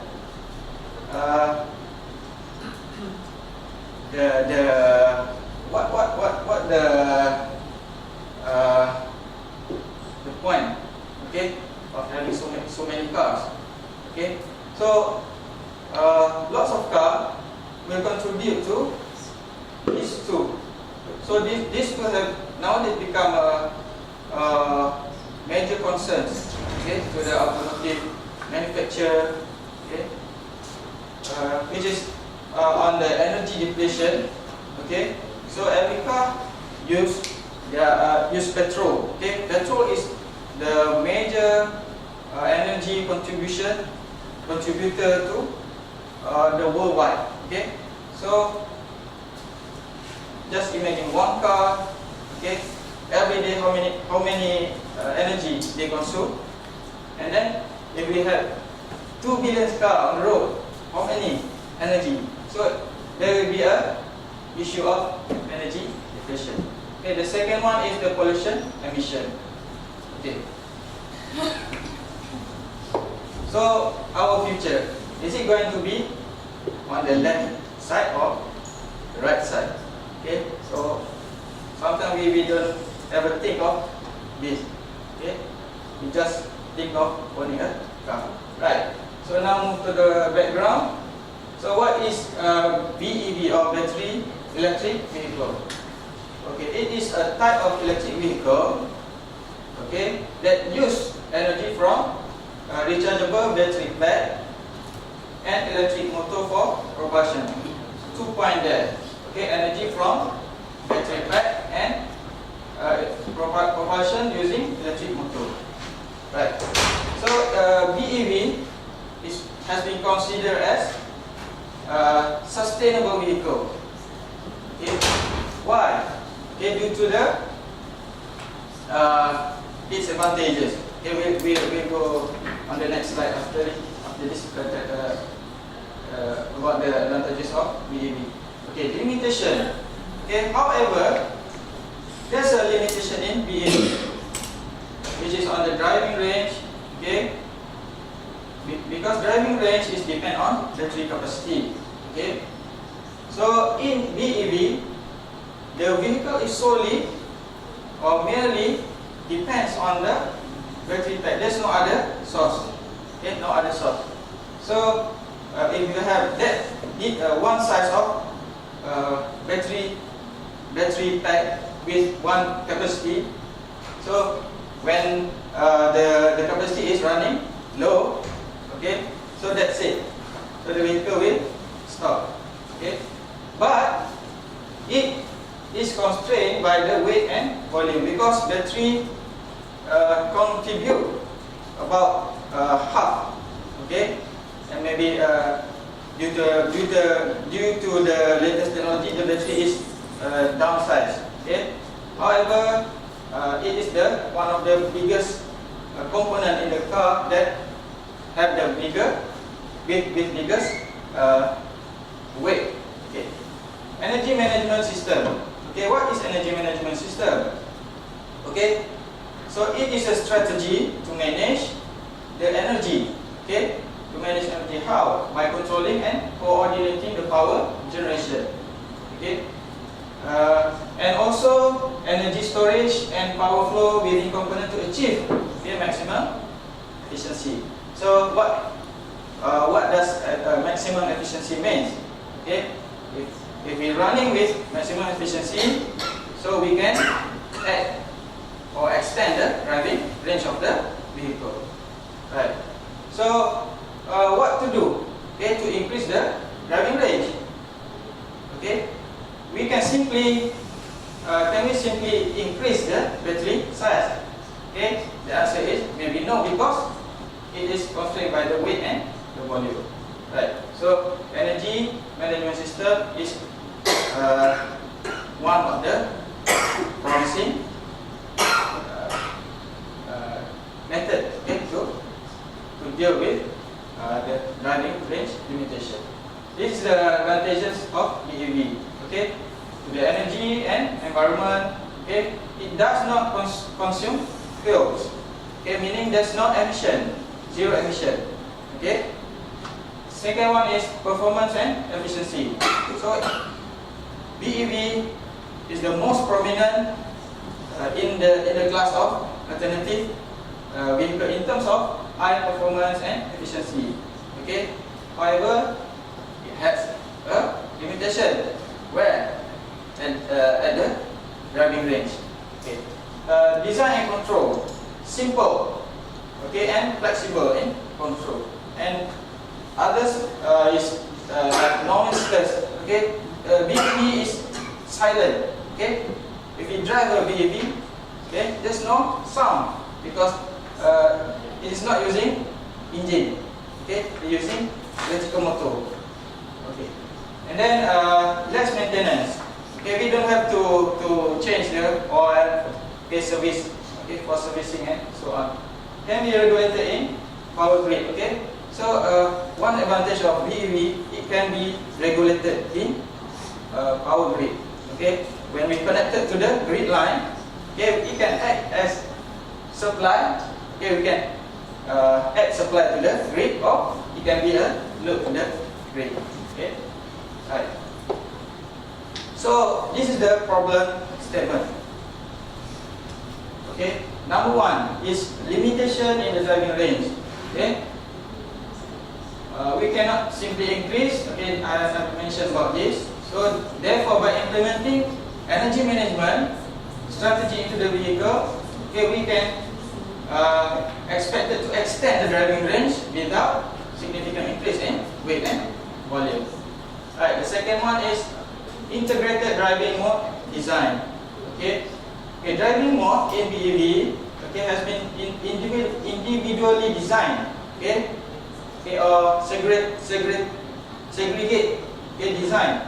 Okay. And how to activate it is by manually activate by the user. Okay, using user based on driving condition. Okay, let's say user use the BEV in highway. So the user maybe can switch to any mode that suit the highway, or maybe in the urban area. Right. So it is expected by by this integrated driving mode, it is expected that the mode can be activated automatically. Okay, so don't have to manually press any button and so on. The vehicle can benefit every advantages in each mode without downgrading the performance. Okay, we talk about the performance.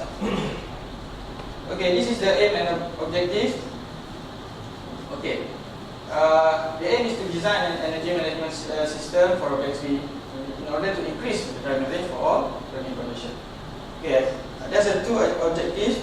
The first one is to design a driving modes, okay, for a BEV based on EMS, okay, to increase the vehicle range in all driving conditions. The second one is to design the integrated. Okay, the first one is the driving modes, okay, that suit the driving condition. The second one is the integrated, okay, using fuzzy logic controller. Okay, now is the literature review and previous work.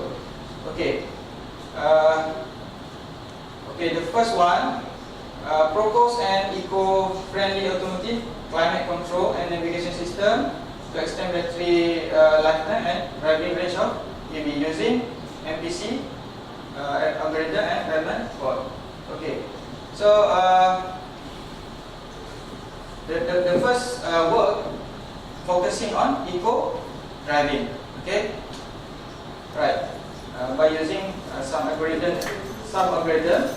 Okay, the second one propose also eco driving. Okay, based on speed profile optimization for EV using dynamic programming. Okay, the third one, Kim et al. Propose eco assist technique for real-time monitoring.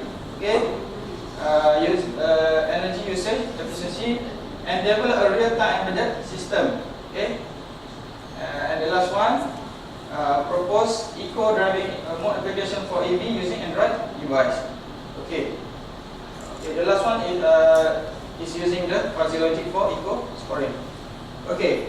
As you can see, most of all of the previous work, they are interested in focusing on eco-driving. Okay, they focus on eco-driving. Okay, but actually in the commercial EV, okay, as you can see here, we have let's say BMW i8. This is HEV or hybrid EV. Using 3 modes. There is Sport, Comfort, Eco Pro. Toyota also have 4 modes. This is also HEV, and the last 3 is BEV. Okay, so if you can see in BEV, the mode is let's say Comfort, Eco Pro Plus, Drive, Eco, and BEV is for braking. Okay, braking. They are not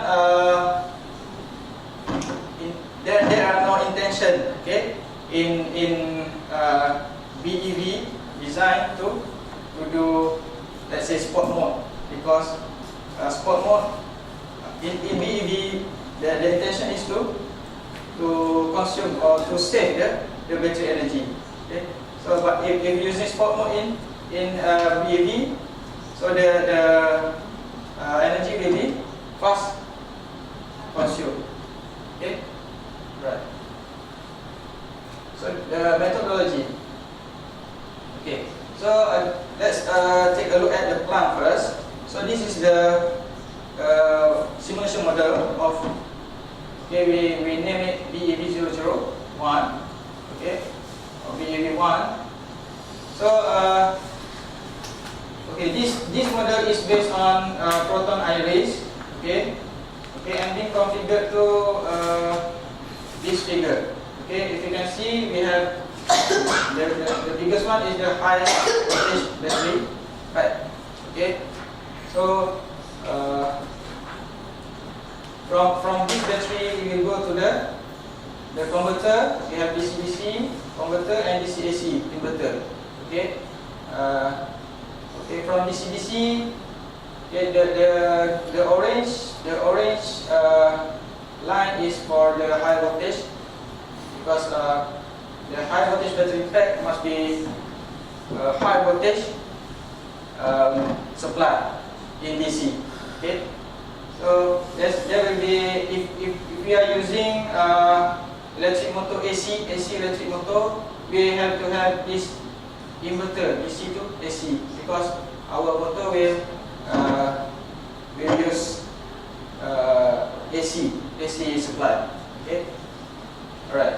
And then the purple color one is the low voltage auxiliary loads. Okay, and the blue color is the high voltage auxiliary load. So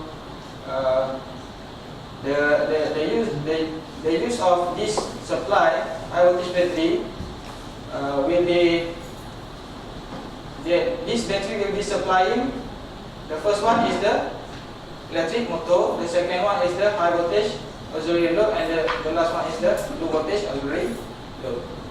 Okay. So this is the plant model in the Simulink MATLAB. Okay. So actually this is the same as this configuration. Okay. You can see we have this high voltage battery. We have 2 DC-DC over here. One go to the high voltage, one go to the low voltage. We have the first one is the boost converter. The second one is the buck converter. Okay. The boost converter will step up the supply. The buck converter will step down the supply. Okay, to 12 volt. That can be used for these 3 groups of auxiliary load. We also have one auxiliary load, the high voltage one here. Okay, the comfort load. This is basically a air conditioning, okay, heater and blower. Okay. Alright. So So in this model, we have three components, three division. The first one is the energy management, okay, and the second one is the monitoring system, and this is the supply load topology of the plant. Right, this is the technical specification of the model, okay. So the model using the dynamics of the vehicle based on iris model, proton iris, and this is the performance that we are expected our model will perform. And this is the drivetrain parameter. Okay. So let's take a look at the let's focus at the performance. So our model is expected to deliver maximum speed of 150, okay, 150, and the acceleration from 0 to 100 is 10.5 seconds. Okay, so this is quite far. We take a look at this data. Okay, if we compare our model with the LG, the actual LG proton iris EV. So we have configured our model, okay, by using 20 kilowatt hour lithium-ion capacity battery. But this LG is about 40, so it's about half of the actual. So if we multiply by 2, we'll get the range of our EV is about 140, 280 for the range, and then okay, that's it. Okay, so we'll get quite a par with the actual LG proton. So there's variances in design. Okay, why? Because it's due to the three factors. The first one is the differences in the electric motor. Okay, so LG proton iris, they have their own PMAC motor. PMAC is permanent magnet AC motor, and we are using our own PMAC motor for our model. And then the second one is the battery capacity. Okay, and the battery capacity, even though it is a lithium-ion battery, okay, it will have a different rating. Sorry. Okay, it will have a different rating. Okay, usually for discharging, we will have the range from 3 to 3.8. Let's say 3.8 discharging voltage. So it varies, depends on the manufacturer. Okay, and then the third one is the rating of auxiliary loads. Okay, so we have so many auxiliary loads. What are the loads actually? Okay, we have, let's say, radio. Okay, we have power window. Okay, power seat. Okay, everything in the car that using electric supply, that is the auxiliary loads. Okay, but we divide it into two: the low voltage and the high voltage auxiliary loads. The high voltage is on the more on the HVAC or comfort load, such as air conditioning, heater, okay, load. Sometimes power steering also. If they are using the motor with high voltage capacity, we can classify it into high voltage load. Okay, so this is the design of the EMS strategy. Okay, so this is how the design been done. Okay, mode of driving is actually defined by three parameters. So we are manipulating this parameter into our model. Okay, the first one is the speed or acceleration limit, or we can say throttle response. Okay, the throttle. Okay, you know the throttle. Okay, the acceleration or brake. Okay, so in our design we will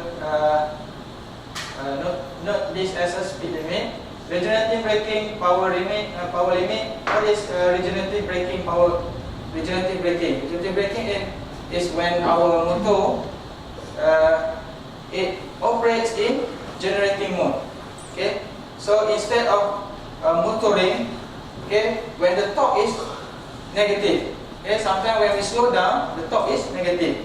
So we having extra energy that we can harvest into our battery, our supply. Okay, it will the regenerative braking will operate in reverse flow from load to the battery. So it will charge the battery. So we have extra battery, meaning extra range. Okay, the third one is the comfort power limit, or HVAC. Okay, heating, ventilation, air conditioning. Okay, so these three is basically the three parameters that affected the most of the how the mode of our vehicle. Okay, the speed limit. Okay, so we are referring to Malaysian national speed limit because our model is we try to adapt with the Malaysia environment. Okay, the speed limit of Malaysia is by Ministry of Work. Okay, the highway is 110 km per hour. The federal and state road is 90 km per hour, and urban area from 50 to 70, sometimes 60.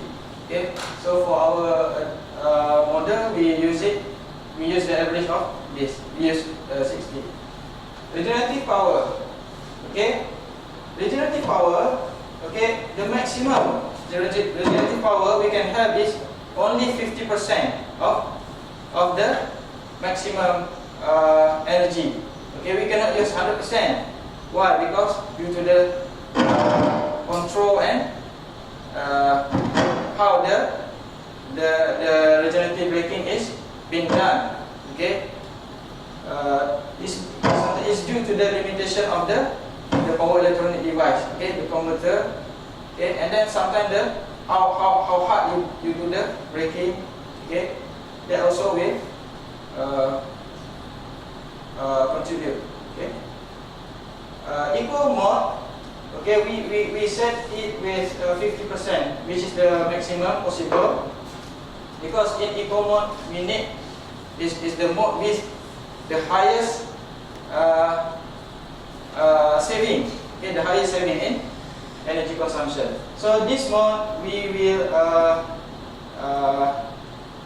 set. Okay, we will set this mode with urban driving. Okay, and sport mode. Okay, due to the aggressive driving, okay, we will set 35% of the regenerative power and will suit the highway driving.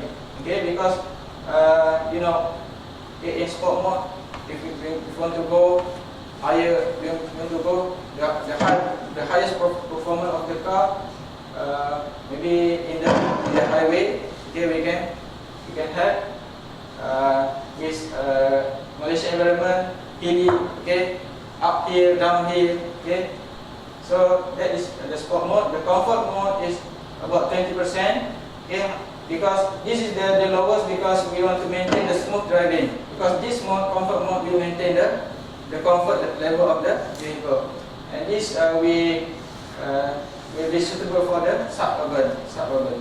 Okay, suburban is between urban and the highway. Okay, driving mode design. Okay, so sport mode is the best in performance.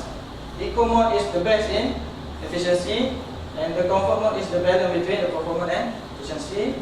So this is the parameter that we have set for model. Okay, 150 is the maximum achievable speed for our electric motor. Okay, 150 km per hour, 90. Okay, this is actually based on the Malaysia speed limit.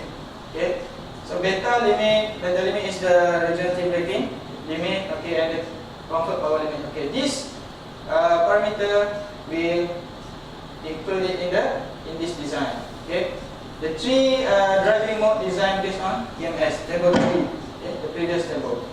Okay, so this is our model.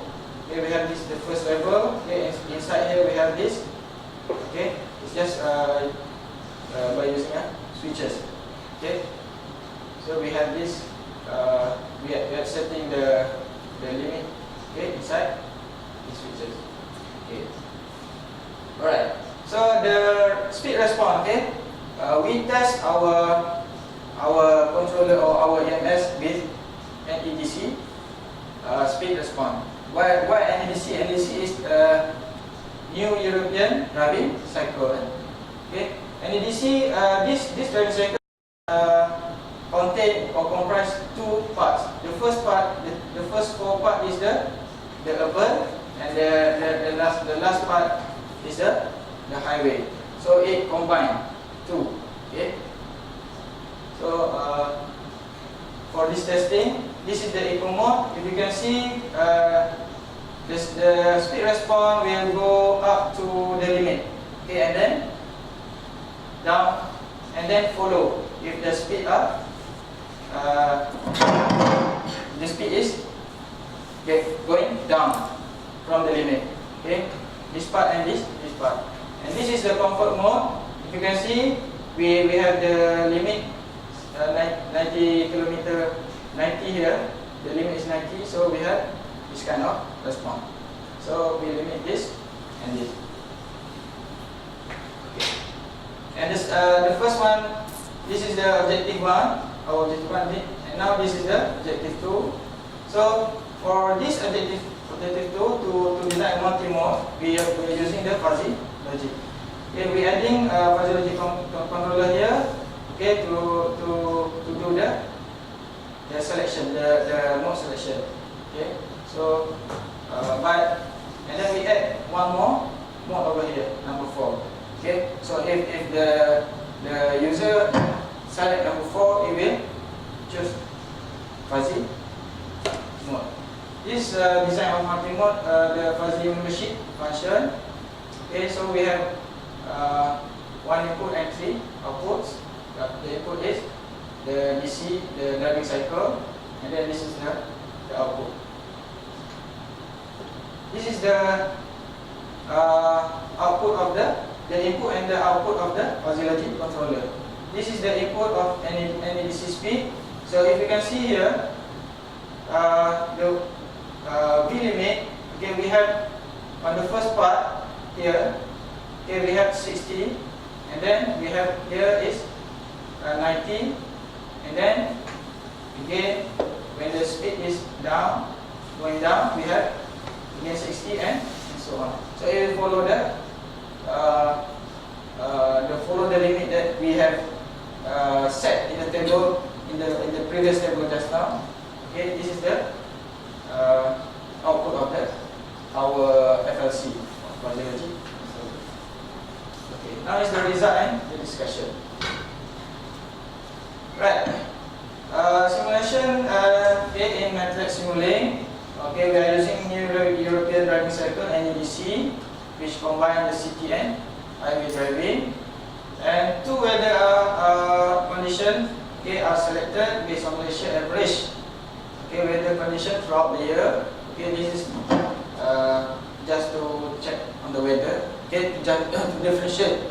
Okay, because weather is a factor that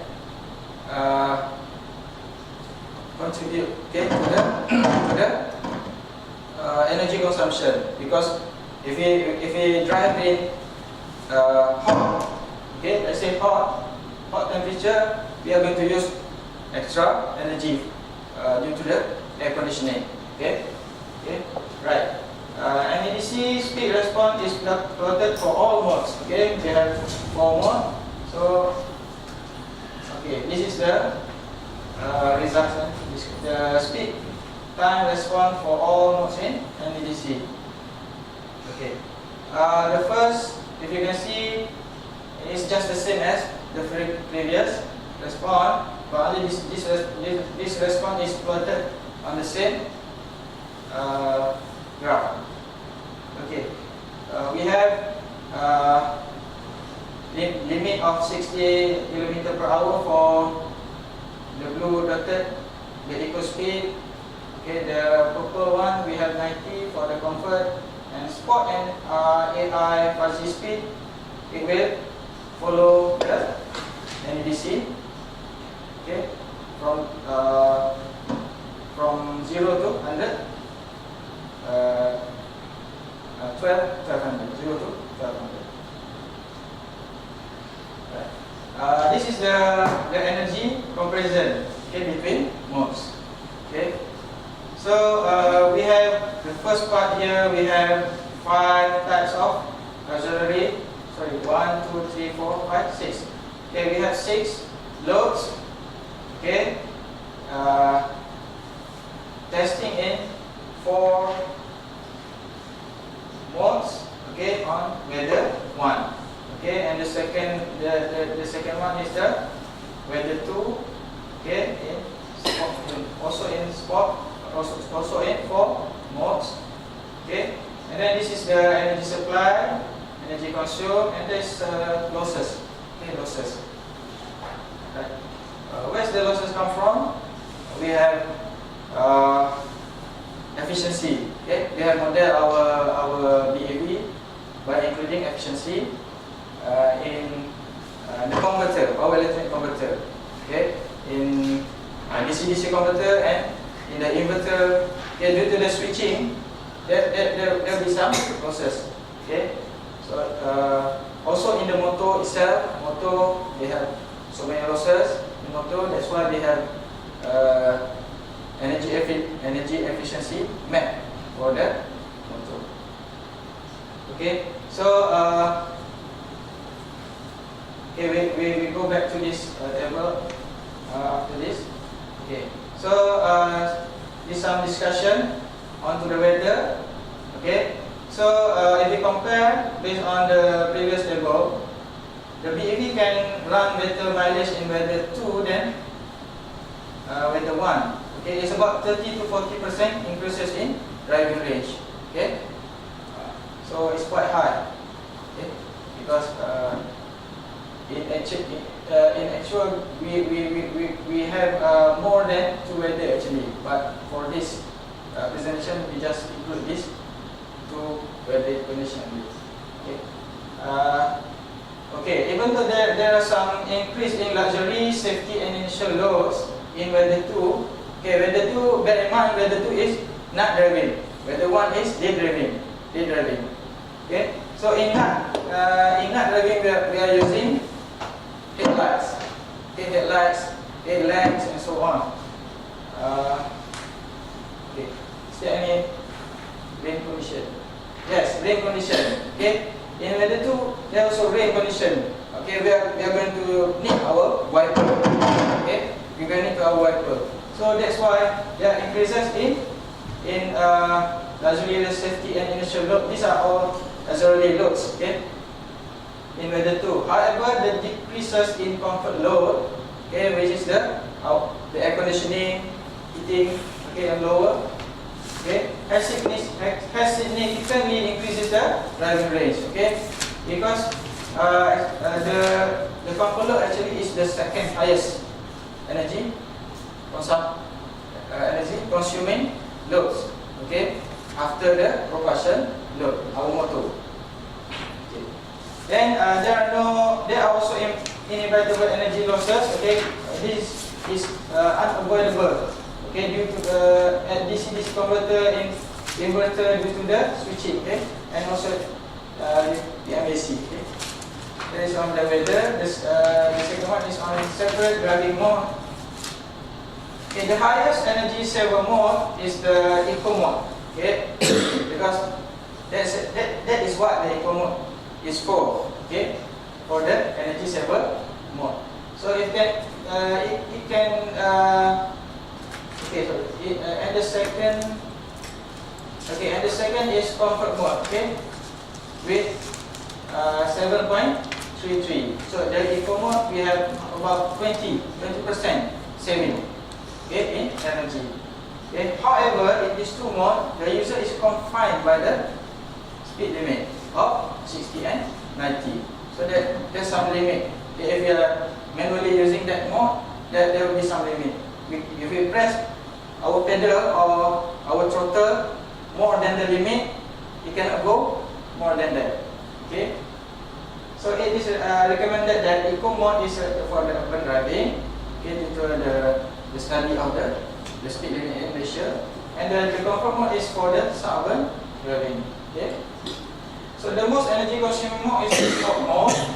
Okay. So this mode is recommended for aggressive and highway driving. Okay. If you want to use aggressive and we're going to drive on the highway, so use the sport mode. Where regenerative braking, okay, during coasting and downhill driving, we have to recuperate more energy from the battery. Okay. The last one is the integrated driving mode, is by using the physiology controller. So the use of this mode is actually to improve the range in sport mode without confining by the limits.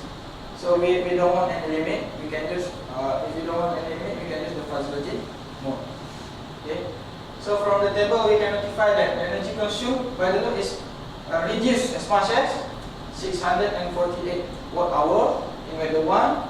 So this is quite high, and 151, okay, in method 2.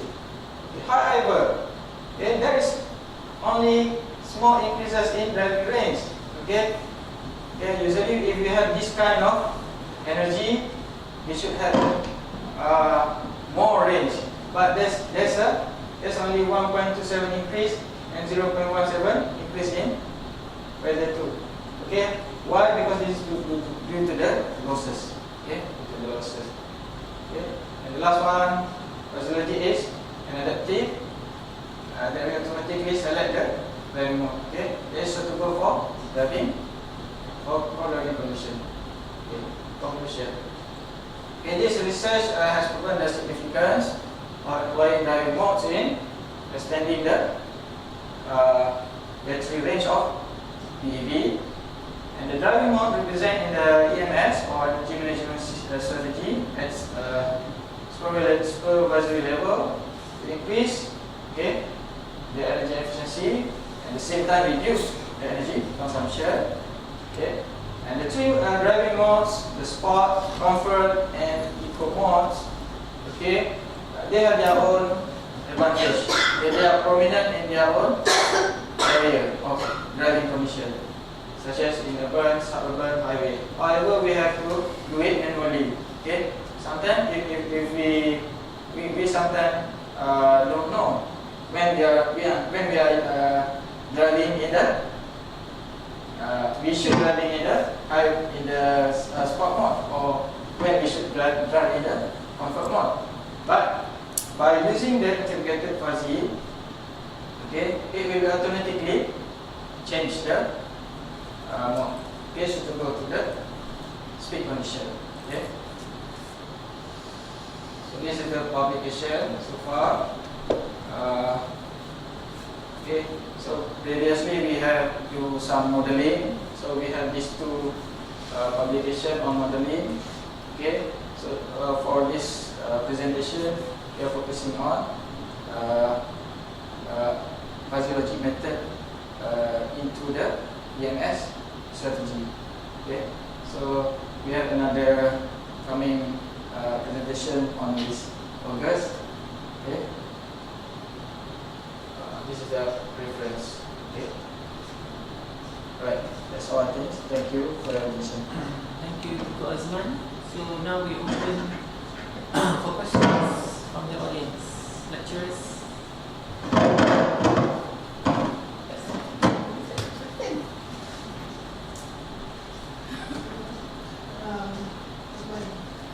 Do you have any contribution for fuzzy control in these applications? Any contributions? Is it a new one or existing? Okay. Because I think it's the application, fuzzy application. Yes. Right. Thank you for the question, Dr. Zora. Okay, as we have discussed in the previously in the literature review, Okay, most of the researchers, they are interested to focus on the eco-driving individually. Okay, there are no intention to do a study on integrating the driving modes. Okay, they are focusing on improve the eco mode itself. Only one mode, eco mode. Okay, but so far I didn't find any research that done what done today. Okay, we counter the mode not only in the research application but by commercially available modes in the commercial EV. So there is a need. Okay, there are a need. Okay, to coordinate between the modes. Okay, but so far I didn't find any research. So I think the one presented here, I think this is the first.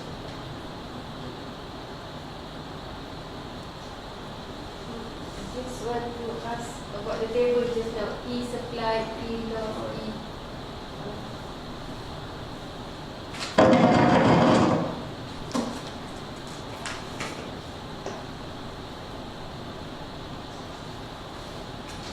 How do you determine that is applied for different condition? Why are they different? Must be different?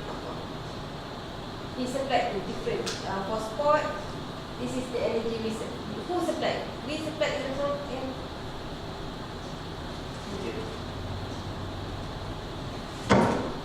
Okay, thank you for the question. For the energy supply, okay, this is that's why in our model, okay, we have one major part. We have three actually, but one of the part is the monitoring part. Okay, the monitoring part.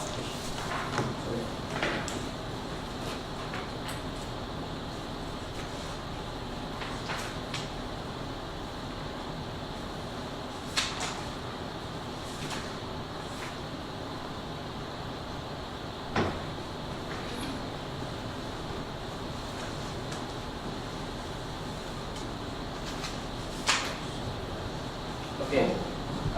Okay. We have this monitoring part. So all the parameters here is actually from the battery. Okay. All the parts they have. Okay. Let's say here we have inputs and outputs. Okay. From each block. Okay. So for the battery, okay, there's a equation. Okay. How to calculate the energy. Okay. How to calculate the energy consumed by this side, the load, and how the battery is being supplied from the battery. So all of that is included inside this monitoring system. Okay. So actually everything comes from the simulation. Okay, comes from the simulation. All the values is come from the simulation. Okay. So of course, the first part, if we have the rating for this battery and the loads, we have to have the power rating first. So from the power rating, the current rating, the voltage rating. So the power rating will be transformed into energy. So we get the energy from the power used by the load.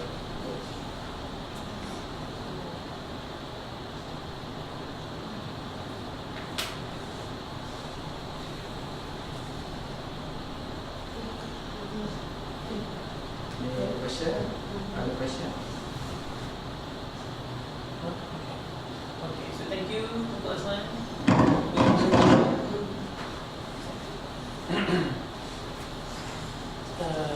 our next presenter is Mr. Wong Zen Yang, who is going to present about his work on development of wearable power-assisted knee exoskeleton.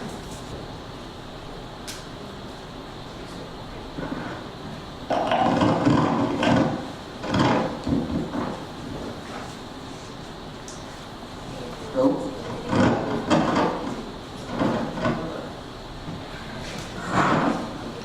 Hi. Good morning, everyone. My name is Muhammad.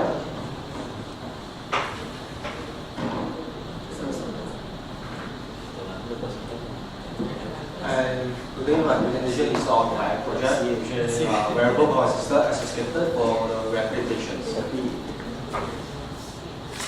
So, rehabilitation exercise is promote the neuroplasticity. The plasticity means the ability of our body to change and adapt, especially the central nervous system, in order to acquire another new pathway for the sensory perception of the motor skill. Which means when our brain is injured, our brain will find another new way to form a set of neurons that connect it back in order for us to get back our sensory and also the motor skill. And by using the rehabilitation robotics, it allows us to have a more intensive repetitive motion, and also by reducing the dependencies towards the therapies during the rehabilitation process. Also, the robotics allow us to reduce the metabolism cost, and hence it's possible to increase the length of the duration of the rehabilitation sessions. So the definition of exoskeleton is the combination of the human intelligence and machine power. By using the exoskeleton, the burden of the therapies can be reduced from the repetitive work. Most of the performance of lowering rehabilitation robotics, for example, as an exoskeleton, is analyzed using EMG or the gait observation. However, gait observation is limited to the kinetic parameters. Parameter, which means the movement that allow us only know about the time, the speed, the movement, but not the force. EMG gait analysis is lack of stability because it requires a lot of markers and also the surface electrodes. And from time to time, because each researcher has their own preference of the muscle, the placement of the muscle. So the cross-reference, the comparison is not that accurate. And hence, because of these two limitations, the quantitative assessment is lacking, and hence it make it difficult to compare cross research. So in this research, we are using the VGRF analysis because we are going to consider the kinetic of the gait. VGRF allows us to show, is able to show the critical components of the gait, and is commonly used in the diagnosis of the elliptical gait, and it can be applied to analyze the pattern of the mechanical loading of the rehabilitation robotics of the user loading. So this is a typical vertebral reaction force pattern, and so this is the, we are trying to investigate 4 parameters, which is this weight accelerate, weight accelerating force, push off force, and also the push off rate.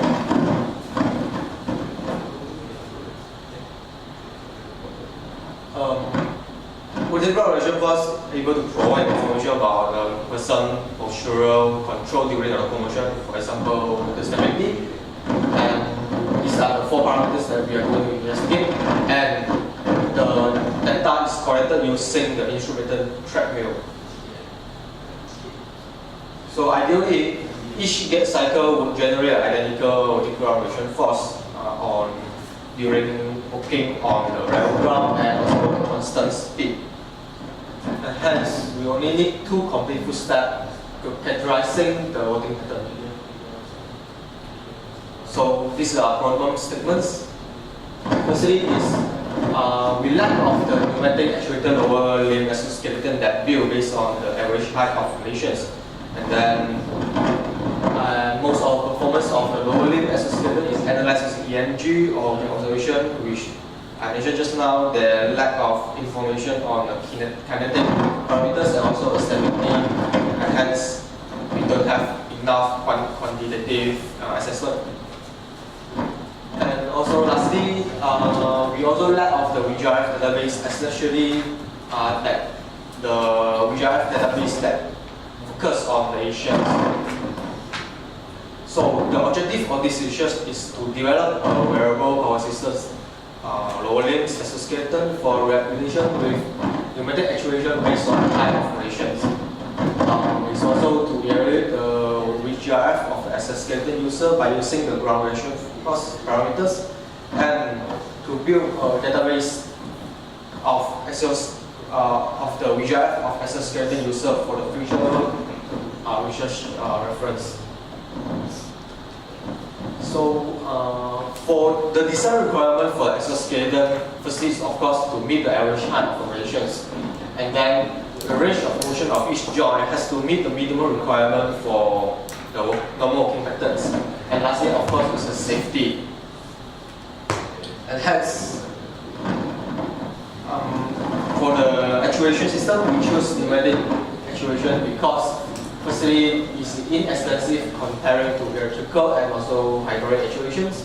It has high power to weight and volume ratios. It has a low pressure. The precision and accuracy of the actuation is lower than electrical and hydraulic. However, in robotic actuation for human-machine interactions, we does not need very high precision and accuracy. Also, the size of the pneumatic actuation is suitable for the rehabilitation robotics.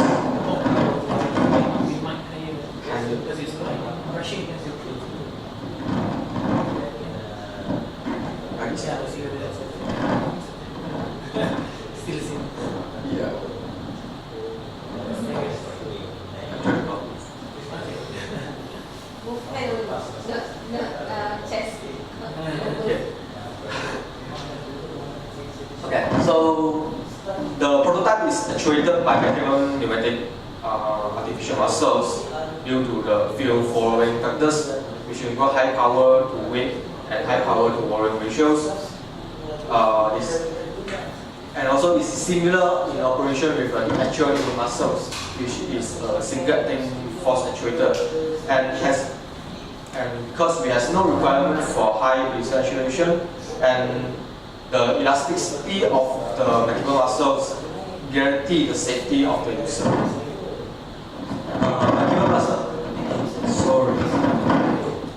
Maximal muscle converts the pneumatic energy, which is the air pressure, into the mechanical force by transferring the air pressure into the contracting tensions.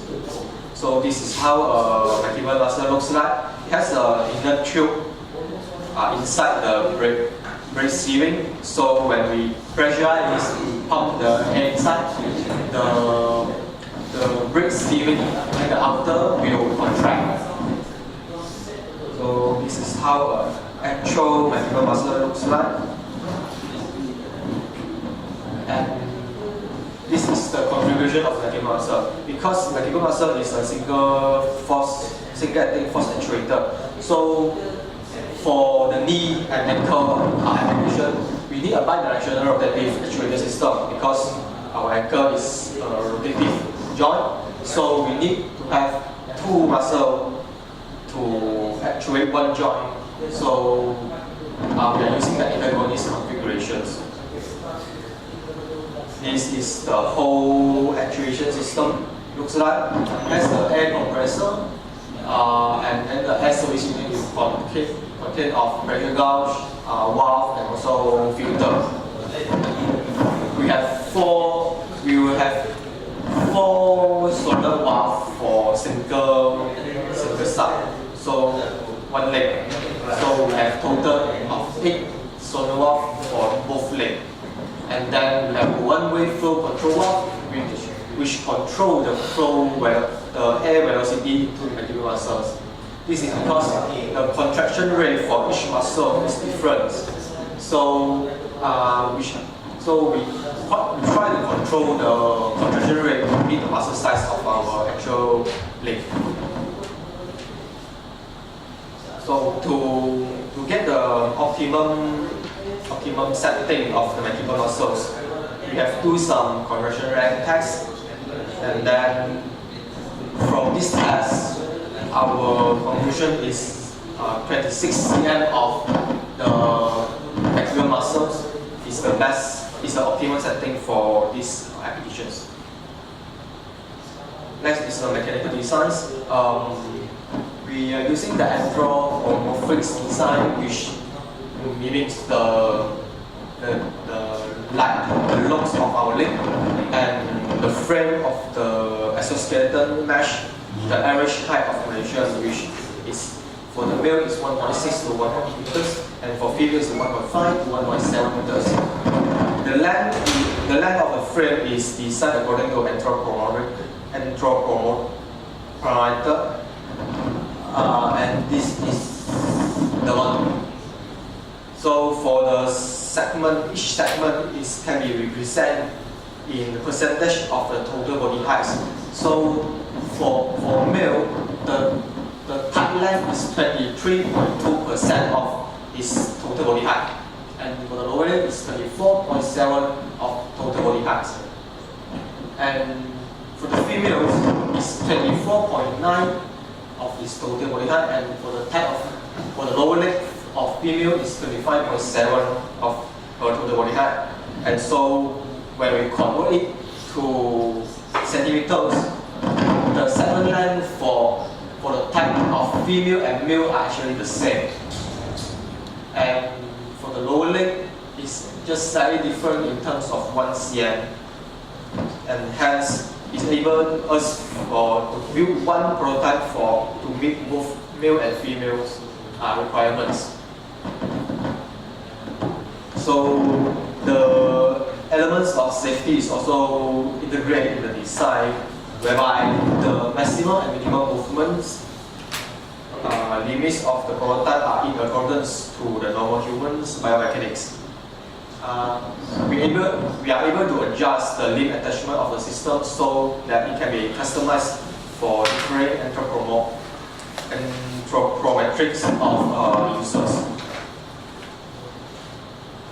For the knee joint, it is 1 degree of freedom, which the range of motion is 0 to 90 degrees of flexions and also extension, and is actuated. For the ankle joints, it has 2 degrees of freedom. It has the range. It has negative 15 to 10 degrees of dorsiflexion and plantar flexions, and it is actuated. And we also have a negative 5 to 5 degrees of adduction and adduction, and it is not actuated. The reason for the adduction and reduction is not actuated is because it does not contribute to the walking. However, we do this because we want to meet the natural configuration of the ankle of some people that does not have the ankle of 0 degree adduction in nature. So this is the antagonist configuration of the knee joint, and we will adjust the length of the frame. So how we calculate how the optimum design of the ankle joint, for the knee joint. So we're using this formula. We can represent the prototype in a link. So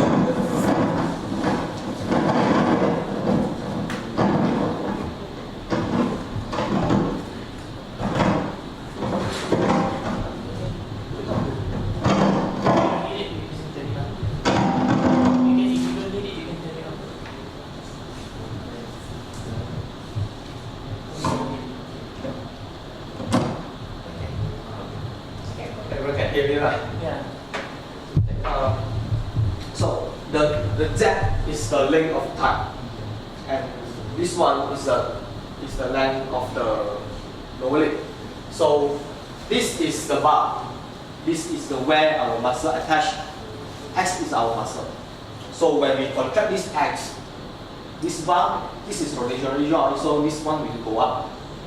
So when we have this formula, when we have this figure, we can formulate a formula in order for us to find the delta, and then we can know that if we want a certain degree of angle to be increased, how much contraction do we need?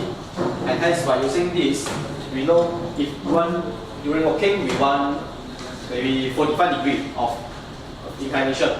Then with that 45 degrees, we fill in all the data, then we know what is the value of our X, which is the muscle contraction length. Same goes to ankle joint. This is our ankle joint. This is tight segment. This is lower leg segment. S and Z is the muscles. So if you want certain degree of inclination, we put the degree, then we know what is S and Z. And although we have two unknown here, it's actually just one unknown because the decrease, the contract of X is the increment of Z. So X is equal to negative Z. So basically they are just the same thing. So this is the actual knee joint. The knee joint is designed as a quark circle. So it's allowed only 90 degrees of rotations. This is the ankle joint. This is how the ankle joint looks like. And this is the elongated hole that allows the adduction and abduction of -5 to 5 degrees. So this is how the frame looks like without the braces. And the control system. The control system is simple because in this rehabilitation robotic, we only need to give signal. We do not collect the feedback from the user because if we collect the feedback might be false because the user are patients and the working method of the patients might be wrong or not accurate. And if we go to amplify the not accurate data from them, it might cause some chaos. This is a PCB board.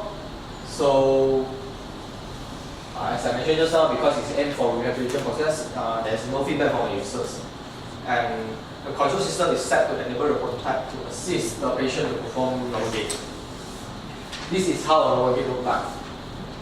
Normally, we can categorize the gait using few categories. First is the duration of the cycle, time and percentage. And secondly is the support, the phases. One is double support phases and also single support phases. And then another one is the start and swing phases, which is this one. In this research, I'm using this as my standard. So during the start, what are we going to do during the start phase, the right start phase, and what are we going to do during the right swing phase? Start phase is when our foot is in contact with the ground, and swing phase is when our foot is not in contact with the ground. So during the start phase, the knee joint, the actuation in knee joint is to produce sufficient torque to assist the patient to support their body weight. And for the ankle joint during the start phase, the actuation is required for the body weight support as well, and also to produce the torque for the toe off at the end of the start phase. So what we mean by the torque for the toe off is at the end of the start phase, our foot is ready to leave the ground, and we need a push for that in order to enter the swing phase. And this is the torque that we need to produce. During the swing phase, the knee joint actuation is aimed to produce the knee joint motion that follow the trajectory of a normal gait patterns just in the air. So it's actually not that important for the knee joint, but it has to be extended out at the end of the duration in order to touch the ground. So for the ankle joint, it's aimed to perform dorsiflexion to prevent foot drop, and prepare for heel strike once the foot leaves the ground. So dorsiflexion is our foot going up. Once our foot going up, we won't fall down, because if you imagine our foot is dropped, so then we will easy to tumble and fall forward. And hence, we need dorsiflexion to prevent the foot drop and prefer to our heel strike. And during the control system, when we do the control system, the high hysteresis property of the maximal muscle is one of the problem that we need, because high hysteresis is inside the maximal muscle and is caused by the friction between the tracts, and also is proportional to the maximal muscle pressure, and hence we have some experiments to do to investigate what is the optimal setting of the maximal muscle, and also need to calculate what is the delay between the signal output and also the muscle reactions, so that we know what to do in order to have a more accurate the interactions between the prototype and also the user. And hence, the signal of a maximal muscle is produced earlier in order to compensate the time loss that caused by the hysteresis after some calculation by using the data that collected from the experiments. So this is how the whole prototype looks like. So these are the prototype, and not sure if you can see, these are all the tubes that go into the maximal muscle of each leg. And this is the instrumental treadmill that will collect the data, the raw data of the ground reaction force. And for the data collections, for the hypothesis testing, we are using the two populations mean approach.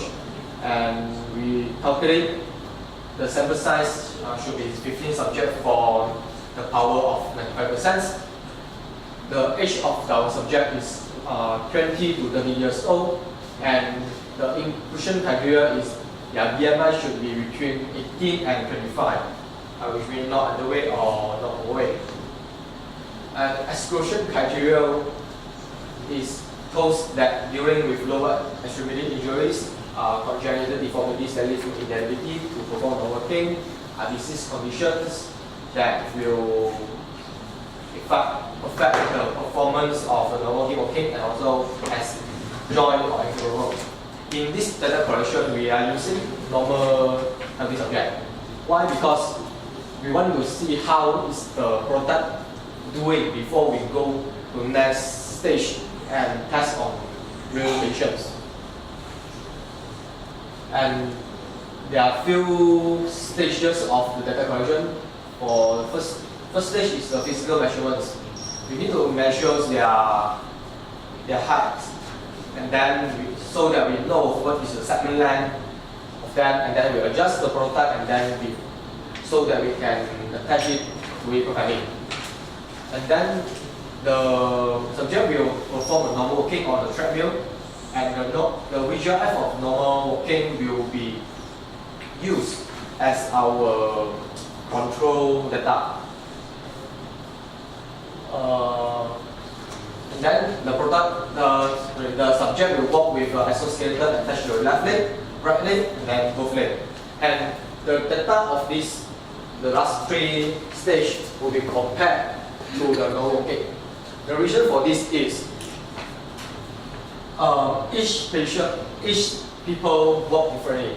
So we want them to walk first, and then to see what is their normal walking method, and then we put them on the exoskeleton and walk again, and then we compare two data together so that we have more significant visual on the effect of the exoskeletons. So this is the result. This is the normal walking gait pattern for the left and the right foot. And this is the walking with exoskeleton for left and right foot.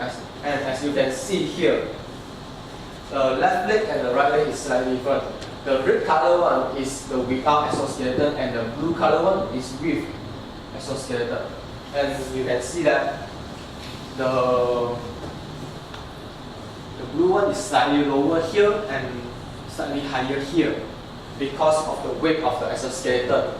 But the push-off rate and also the weight acceptance rate is quite similar. And this is a more significant one, which we have without exoskeleton and with exoskeleton. So with exoskeleton, the overall visual F is slightly higher, the rate is slightly faster, and also the push-off peak force is also higher. So the 4 parameters that we want to investigate is summarized here. The weight acceptance rate is slightly higher than the normal walking. Push-off rate is slightly lower.